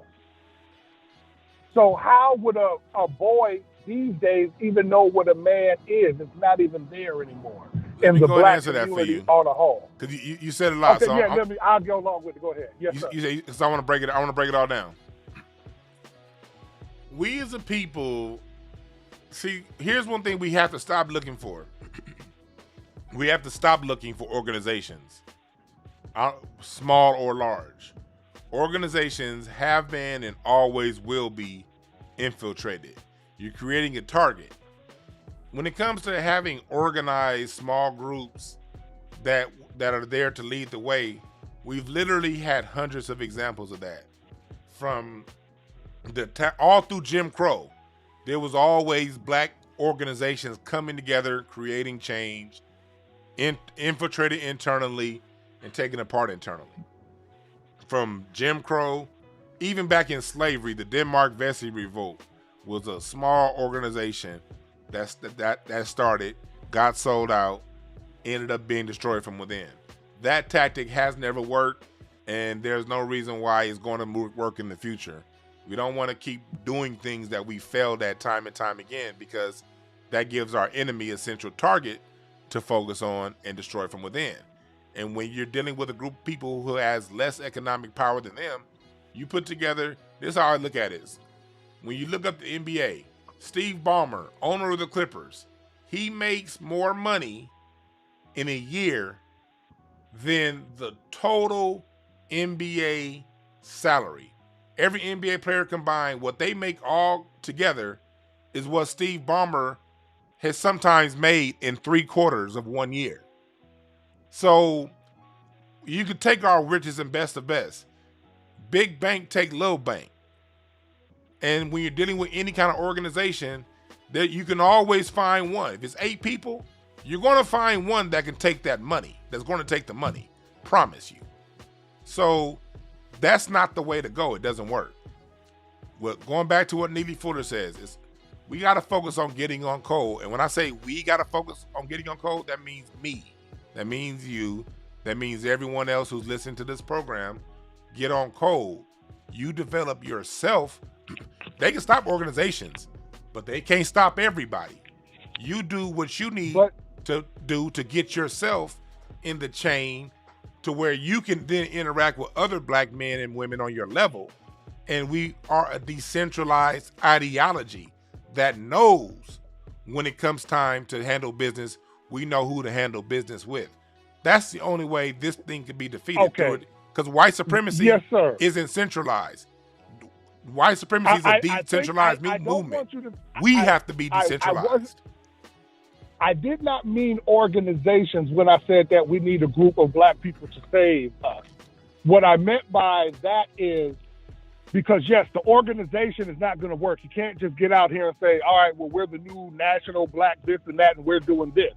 But what I mean by that is, like what you just said about getting ourselves together and then getting together with other people. So let's just take the NBA. So let's just say over the last 10 years, the NBA black players took it upon themselves, not with a big fuss. They didn't have to make a big fuss about it, but they could have advocated for the college players to get paid a long time ago. And I think they had a big enough voice to do that within reason, without having to be, like some sort of crazy organization we're going. The music industry, all of the black people like Puffy and every Pebbles who stole TLC's money, they didn't have to do that. They could have done business on a great platform to allow TLC and other black, entertainers to get their money. So that's what I mean is that, yes, as we are getting cold out here, we have to change the way that we apply ourselves in this country. And you're 100% right. And we means me.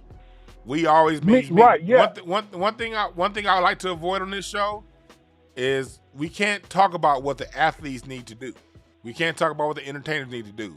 Because when it comes to things like that, we have to raise a generation with that mindset. We can't expect people who don't have that ideology within themselves built from the ground up, from childbirth through now, to make changes and greater changes for the whole. That's literally, it sounds good, but it basically amounts to mental masturbation, because we're not going to be able to do anything. Because I've done shows talking about the professional athlete and how they're plucked out of their environment by the age of 12 and basically reared in a white environment and separated and segregated from their people and given special privileges. These white supremacists, they start cultivating these athletes by the age of 12. So there's no way when they're 26, 28 in the prime of their life going to someday come to an epiphany and do something that's great for all black people. No, the regular day-to-day black person has to be the change. Any solution you're looking for. If that NBA player can't do that, Dwan, how can the regular person do that? By you see what I'm saying? Because by you doing it and you showing it. You can only worry about you. That's what I mean. Is that when we are fighting science, we're literally asking for a miracle, because it's not as if black people are just out here able to make the right decision with the right information. Like, we have black people that are fighting through layers and layers and layers and layers of misinformation and propaganda. And we're looking for those people to make, the play. The people out the project is never going to make the play. Let's be honest, is that they're not the highest of intellect on the low level. So we have to remember that there's levels of it. There's degrees of individuals. There's rocket scientists, and then there's laborers. And the rocket scientist has to do the rocket science thing in order for that to apply back down to the laborer. Yeah, I hear what you're saying. I hope I'm making that. Does that make sense? I hear where you're coming from, brother. But there's a level of science that we don't want to generalize, because the projects got hood rats saying geniuses. Just because the hood rats are the loudest, yes, sir. Just because they're the loudest, don't mean they're the only ones.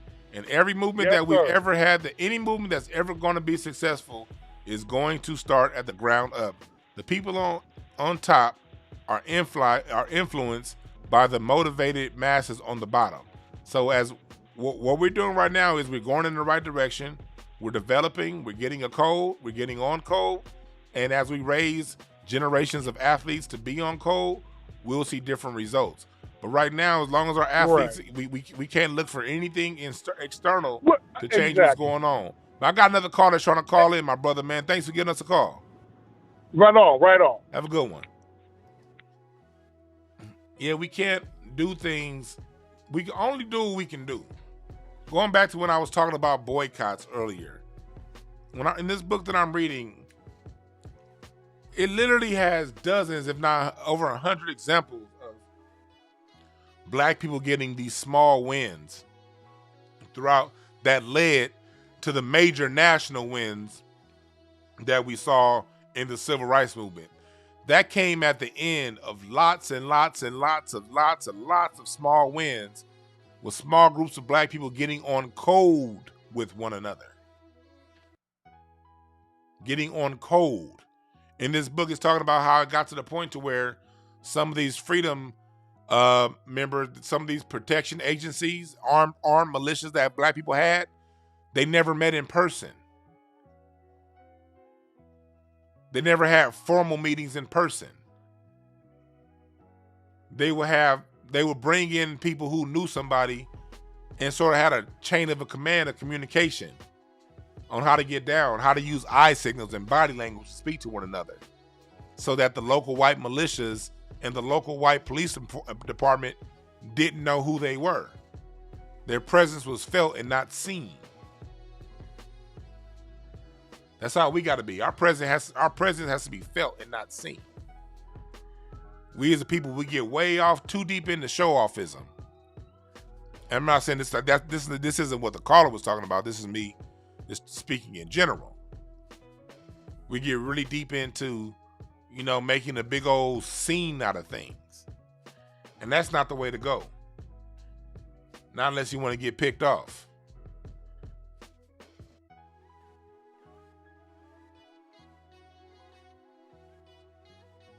What's up, caller?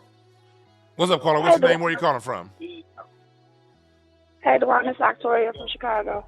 Victoria from Chicago, what's on your mind? Hey, I just wanted to say thank you for everything you do. I appreciate the conversations that we have on here. I wish I had more people. Chicago used to be a political spot, but it's hard to find people that, excuse me, have that, what we be talking about on here, on YouTube. And I just want to thank you for all of that. I've learned so much from you and people in the chat as well. And chat room cold. I appreciate you. Know it already. And Miss Quiet S, thank you for being so sweet in the chat. I just want to shout out to her too, because she's a super cool lady. And everybody have a great day, girl. Thank you. All right, that's it. I appreciate your call. All right. Yeah, shouts out to the chat room. Quan S, Star, Knockout Noda, Kirk Owen, Jerry Pry, Octavia, yeah.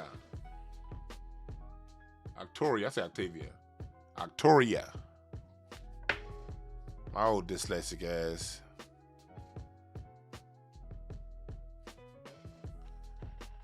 I appreciate y'all. Yeah, the chat room is cold.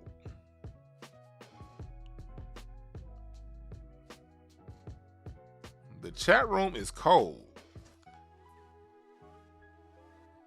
Hell yeah. That's what it is, people. That's what it is. I love our people. See, the thing is, black folks, we know how to alchemize too. We doing it. The people in this room are doing it. They put these things like YouTube and chat rooms and all this stuff out there to be a distraction. They want us to be caught up in entertainment, we're not taking care of business. But what do we do as black people? We found ways to use this distracting mechanism thing called YouTube, Instagram, Twitter, and use it as a space to where like minds can come together and build. They created algorithms to keep people to put people in their own micro bubbles. They created these algorithms to keep people in the same small-minded conversations. What did we do? We coalesced and found other black people that had similar black first mindsets as us, and we used it for our constructive means. And the last caller was a great example of that. I appreciate you, caller, for talking about how much you learned, because that's the reason why I put it out there, and how she and others in the chat room are coalescing and coming together and having conversations. See, a lot of us had these sort of mindsets back in the day, but we all thought that we was weird. We all thought that we were outcasts. We thought since what we were thinking wasn't being reflected on MTV, BET, MSNBC, CNN, ABC, Fox, Midnight TV, we thought since these messages weren't being reflected, we thought that we were alone. But, all right, y'all go ahead and create a distraction tool. All right, cool. Or you want to go ahead and create these algorithms that keep people in the bubble? Okay, cool. Even better. Shit. Now I ain't got to deal with them idiots, and I can coalesce around people that are like-minded, that now when I create these type discussions, we can have discussions without that one fucking idiot over there coming in and saying, hey, what about black on black crime? Because these bastards created algorithms to separate us, we ain't got to deal with these coon niggas when those of us in this chat room are having these kind of discussions. We're being alchemists in this very moment, taking what was given to us as a means of distraction, as a means of low vibration, and raising the vibration of it and using it to educate ourselves and learn from one another. We are being alchemists right now. And next is that metaverse. You niggas better get yourselves some Oculus glasses. I'm about to start putting on these things, doing shows like this in the metaverse. That's next. They're creating that metaverse to distract us. They creating that metaverse for us to be so caught up in that metaverse that we don't deal with real life and real reality. All right. Come to my metaverse rooms. We gonna have some talks, goddammit.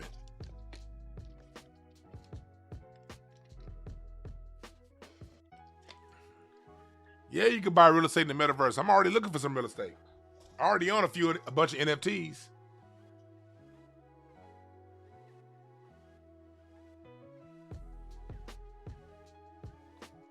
Dedication 666. Everybody in this chat show symptoms of being a nigga nerd.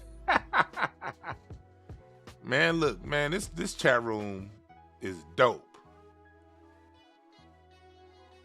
This chat, I learned from y'all. Quanez gave me an idea the other day while I was doing my my random Q&A. If y'all ever see me doing my random Q&As, tune into those. That's just me bouncing off the top of the dome and going off things that you guys are talking about. But Quanez gave me a dope idea, and I'm going to find a way to implement it. Or I've already found a way. Here's my music tree. Quanez was like, why don't you find a way to where maybe people can click on it? I'm not going to give up the whole idea, but I'm going to show it to you when it comes.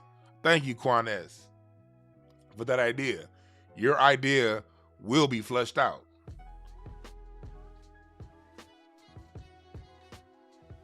But yeah, this is also what's coming here in my music tree. It's going to be dropping pretty soon. Again, it's already copywritten, niggas. But this FBA music tree is going to show how from the 1600s, how our music has evolved. From the blues to jazz to rock and roll to Appalachian, yodeling to Zydeco to jazz fusion to trance to gothic, G-funk to drill to Eurobeat. Yeah. This is going to be a teaching tool. And I'm going to spend it's going to take me well over a year. It's going to take me at least a year to teach everything on this tree. But that's another thing that I'm getting going. I'm going to have my free teachings here on YouTube. And then I'll also have sessions on my Patreon at the lower level, the $8 level. And the reason I'm going to have it over there is so I can play the music along with what I'm teaching. I know I got the Mixcloud is more of a DJ show where we talk music, but Mixcloud doesn't allow me to do a lot of things, and YouTube doesn't allow me to play the music. So I will have the regular lectures here on YouTube that will not include music. The Patreon stuff is going to include the music so you can hear and solidify in your own mind the train of thought and the process Black America has gone through. Again, the Patreon is only because I can't. If I could play the music free on YouTube, I would do it on YouTube. I promise you. But I can't.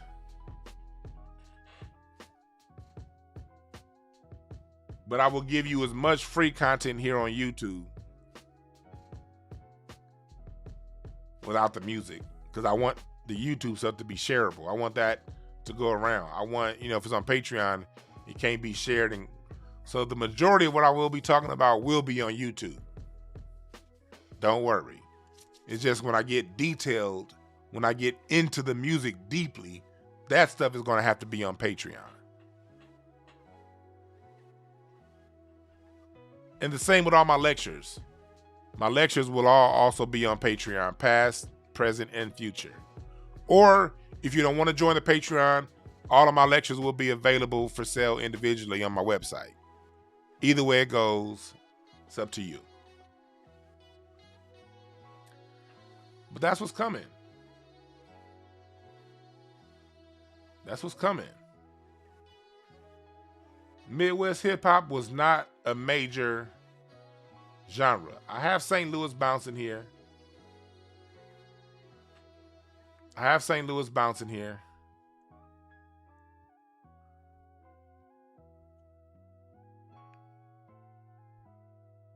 The Midwest will be discussed. That Chicago rap.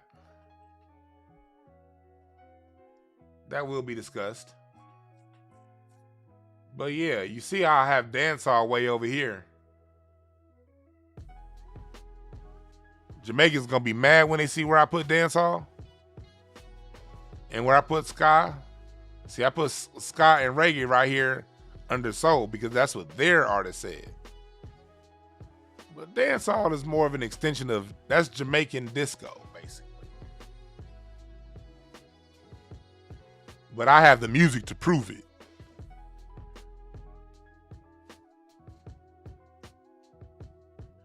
This timeline, this tree is not a timeline.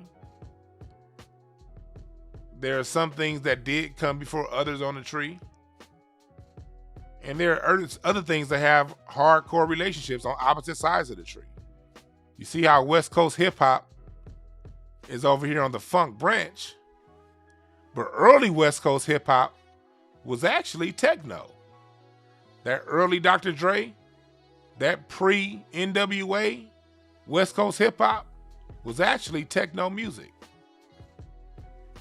But West Coast hip hop got solidified and got known for what it is when it changed up styles and went to a funk bass instead of a disco bass. When West Coast hip hop was disco bass, it was regional music. When West Coast hip hop became funk bass, that's when it became the national juggernaut that we know. So know that just because things are on different parts of the branch of the tree, it doesn't mean it still isn't family. It's still family because all this shit is a child of the blues. All of it.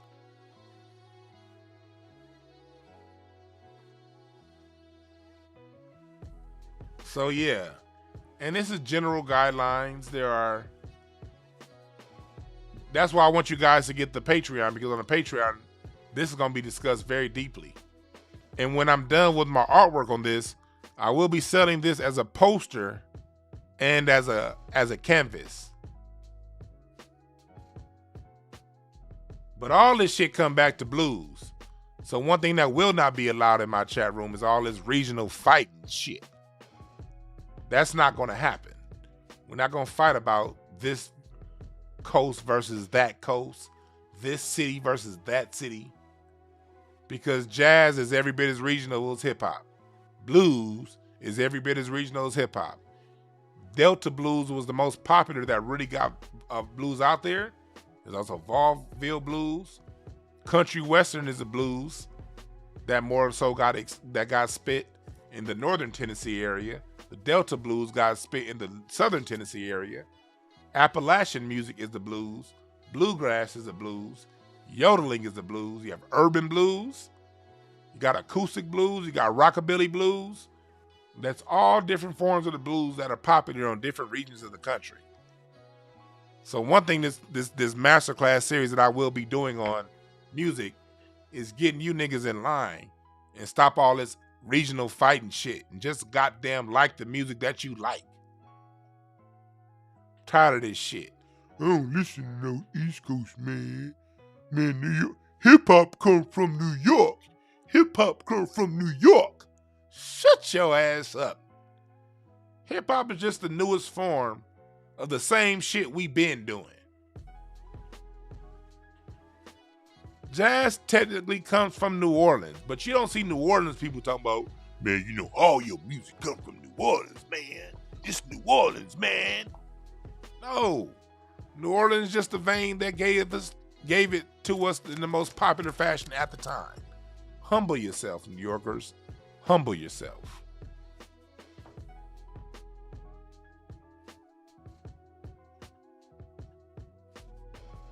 Humble yourself.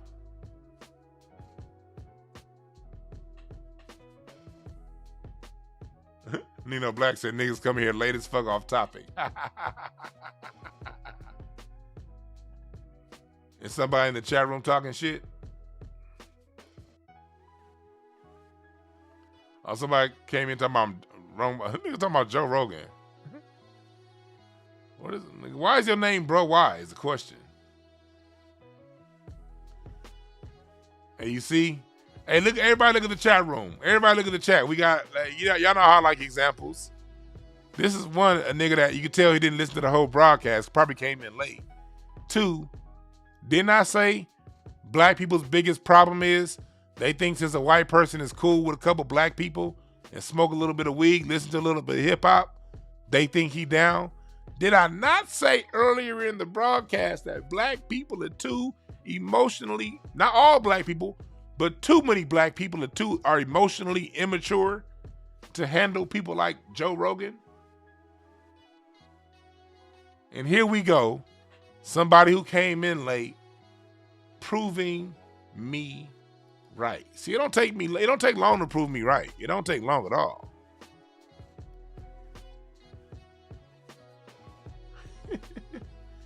Let's let that person catch up. They're going to hear this part. They're probably listening from what I said about an hour and a half ago. And when they catch up to this part, if they make it this long, they're going to feel a certain kind of way. Oh, Lord, it don't take long.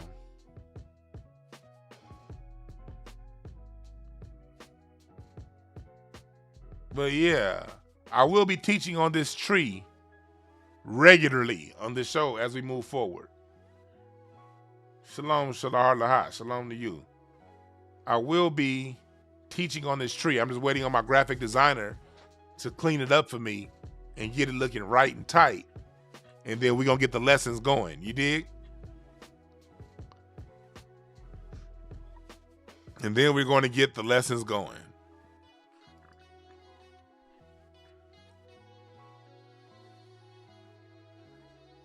Yeah, I'll take one more call. Sinister, you say he calls. I'll take one more call.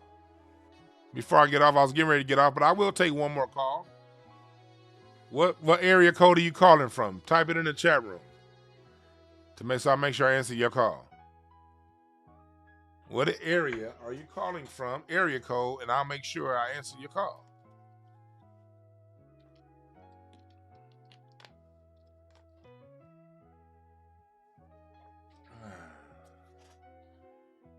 That nigga in the chat room is still going off. You could tell this nigga's about 20 minutes into the video. He wondered why. Do these people know that when they turn to these videos that there's a lag?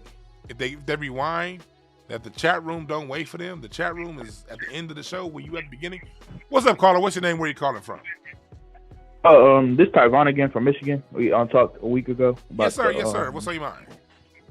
Oh, good. So I was hearing a lot of stuff, about how white people this, white people that. Like they you said they don't do stuff for us, and they can't. We don't do stuff for them, and if we don't do nothing for them, they can't live without us. And you said self-hatred, they hate themselves, so they portray it onto us. I heard all of that, but I want to get your opinion. You know the concept of virtual signaling, or do you know about it in general? Yeah, somewhat, but go ahead and explain it. I want to hear where you're coming from with it.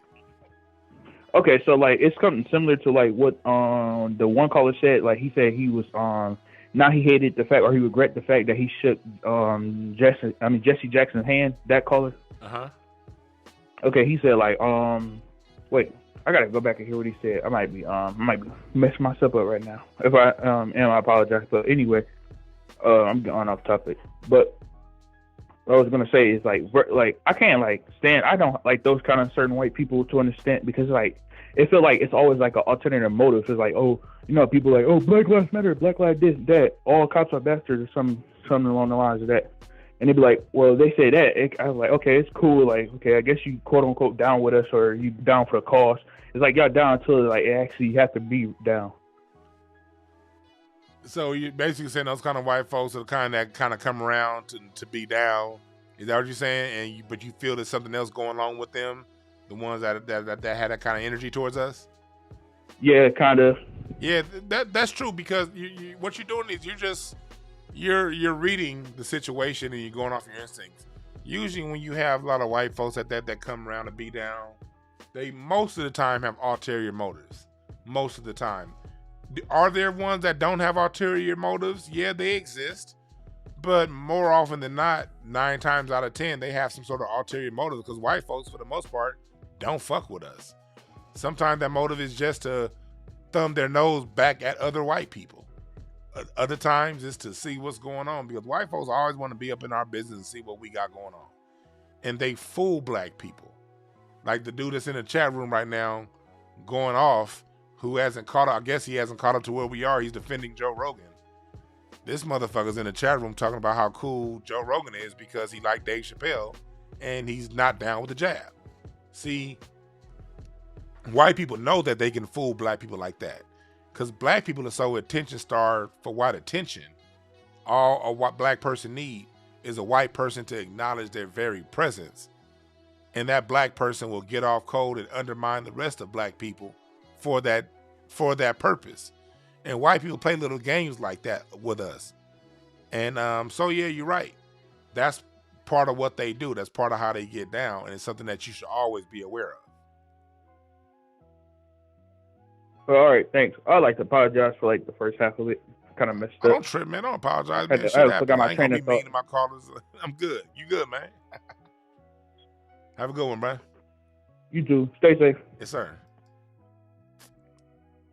Yeah, there's too many black people out there that think just because a white person acknowledges your meagerly existence, they're down. That's another form of self-hate. Lack of self-love. Should nobody's acknowledgement of you make you feel any better or worse than you already feel? You should know yourself. Know yourself, know your people, know your family. And when you know yourself, a white man's acknowledgement of you, the fact that a white person has a quote-unquote black friend. Here's another thing. You got this nigga in the chat room talking about Joe Rogan. Well, look at his black friends. Dave Chappelle.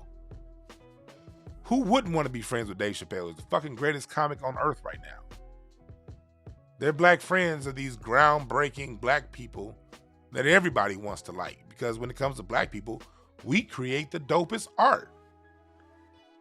So of course other white people want to be around the dopest artists on the planet. Of course, that makes sense. It's the greatest comic living. Why not be his friend? You holler at me when Joe Rogan invites Corey Holcomb on. And Corey Holcomb talk how Corey Holcomb talks. Not just about white people, but let Corey Holcomb talk about racism. I mean, not just about women, but let Corey Holcomb talk about racism the way Corey, and let's see if Joe Rogan is still his friend then. Shit, that's the test. Nigga, bring me on that motherfucker and let me talk how I talk, and let's see if he and I remain friends. You ain't gonna see that nigga. You over here judging him because he's cool with famous black people. The people that everybody on earth want to be cool with anyway.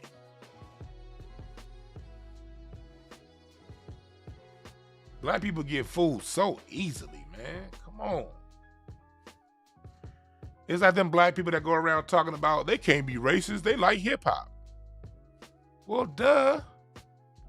That's the dopest form of music on the planet right now. And one thing about music, that goes directly to your subconscious. Once that groove and that feeling hits you, you can't do nothing about it. So of course they like hip hop. It's good music. Of course. It's better than that shit that they produce in their home countries. Hip hop is better than anything native to any of these other places. Tell you that shit. The same way jazz, R&B was before it, the same way was jazz and the blues was before it. Every time black music hits another culture, it flips. The Nazis were forced. Hitler spent years trying to keep jazz out of Germany because he was afraid of white people falling in love with black music, to the point that he had to create a band called the Ghetto Boys, a Nazi jazz band that basically played black American jazz to control the narrative. That's what Hitler had to do to the fucking Nazi military. The Nazi military fell in love with jazz during World War II. He had to censor that shit from them. Everybody like our music. So if you judging people because they like our culture, like Michael Rappaport, you on the slow bus. You one of the people that don't realize it's daytime until 4 p.m. Nigga, it's already dusk, and you just now finding out the sun was outside. What the fuck is your problem? This isn't the environment for you.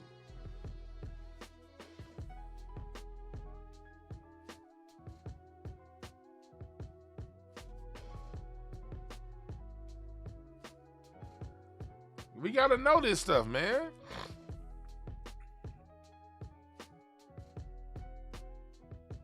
But yeah, I'm about to unfold that black FBA music history for your ass. I'm gonna show y'all how they got to, cause you like going back to my music tree. And again, it's just a preview of what y'all really about to see. You see P-Funk over here and funk. Just because funk is over here, one of the most influential funk bands of all time, Parliament Funkadelic, is also one of the most influential heavy metal bands of all time. Well, metal. Before you get into metal, you had Jimi Hendrix, then led to Funkadelic, Let's Take It to the Stage, No Head, No Backstage Pass, Stomp. Those were heavy metal songs, but they were a funk band. Some of Earth, Wind & Fire's biggest hits were in soul, but they also had big hits in disco and funk. We as black Americans kind of jumped around to it all. It didn't really start to get branched off and become a localized thing until white folks and other groups contacted our music. The originators of these sounds can play all over the place. One of the biggest EDM artists out right now, Flying Lotus, also has hits in hip hop over here in jazz fusion funk with Kendrick Lamar. Yeah, Flying Lotus right now, EDM great. One of the greatest EDM electronica artists out there. But he also got hits over here in jazz funk fusion rap with Kendrick Lamar. You see how that is? You see how that works? What we need to do is get black people out of this literal, linear mindset. That's how Europeans think. They think in literal, linear terms. We're not as literal. We're not as literal. We're all over the place. We go by more feel, function. Yeah, you're right, Nino Black. Same with Thundercat. Thundercat, he can hit you over here with some bebop jazz. He's electric jazz funk. But he can also hit you with some straight up G-funk. And his own music is on this line between rock, between alternative and funk. That's what Thundercat's about. Thundercat is all over this tree. But we're going to get more into that. So tell your friends about this program. Download the Mixcloud and sign up for the Patreon, because the Patreon is going to play music along with it. The YouTube is going to be these breakdowns without the music. Patreon is going to be these breakdowns with the music. So y'all going to want to be a part of that. Y'all gonna want to be a part of that.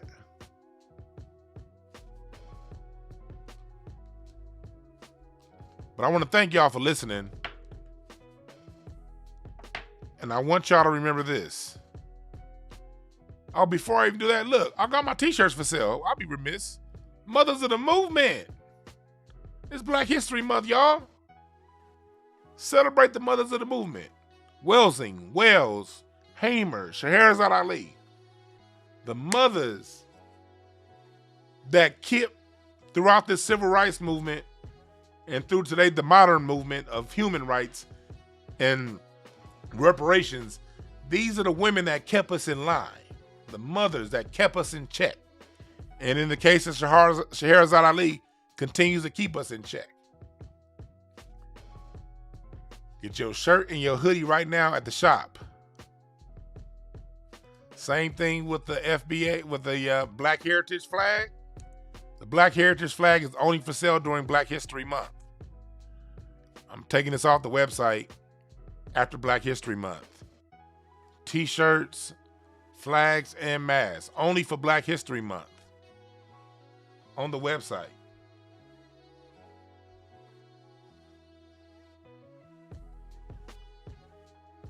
You dig what I'm saying?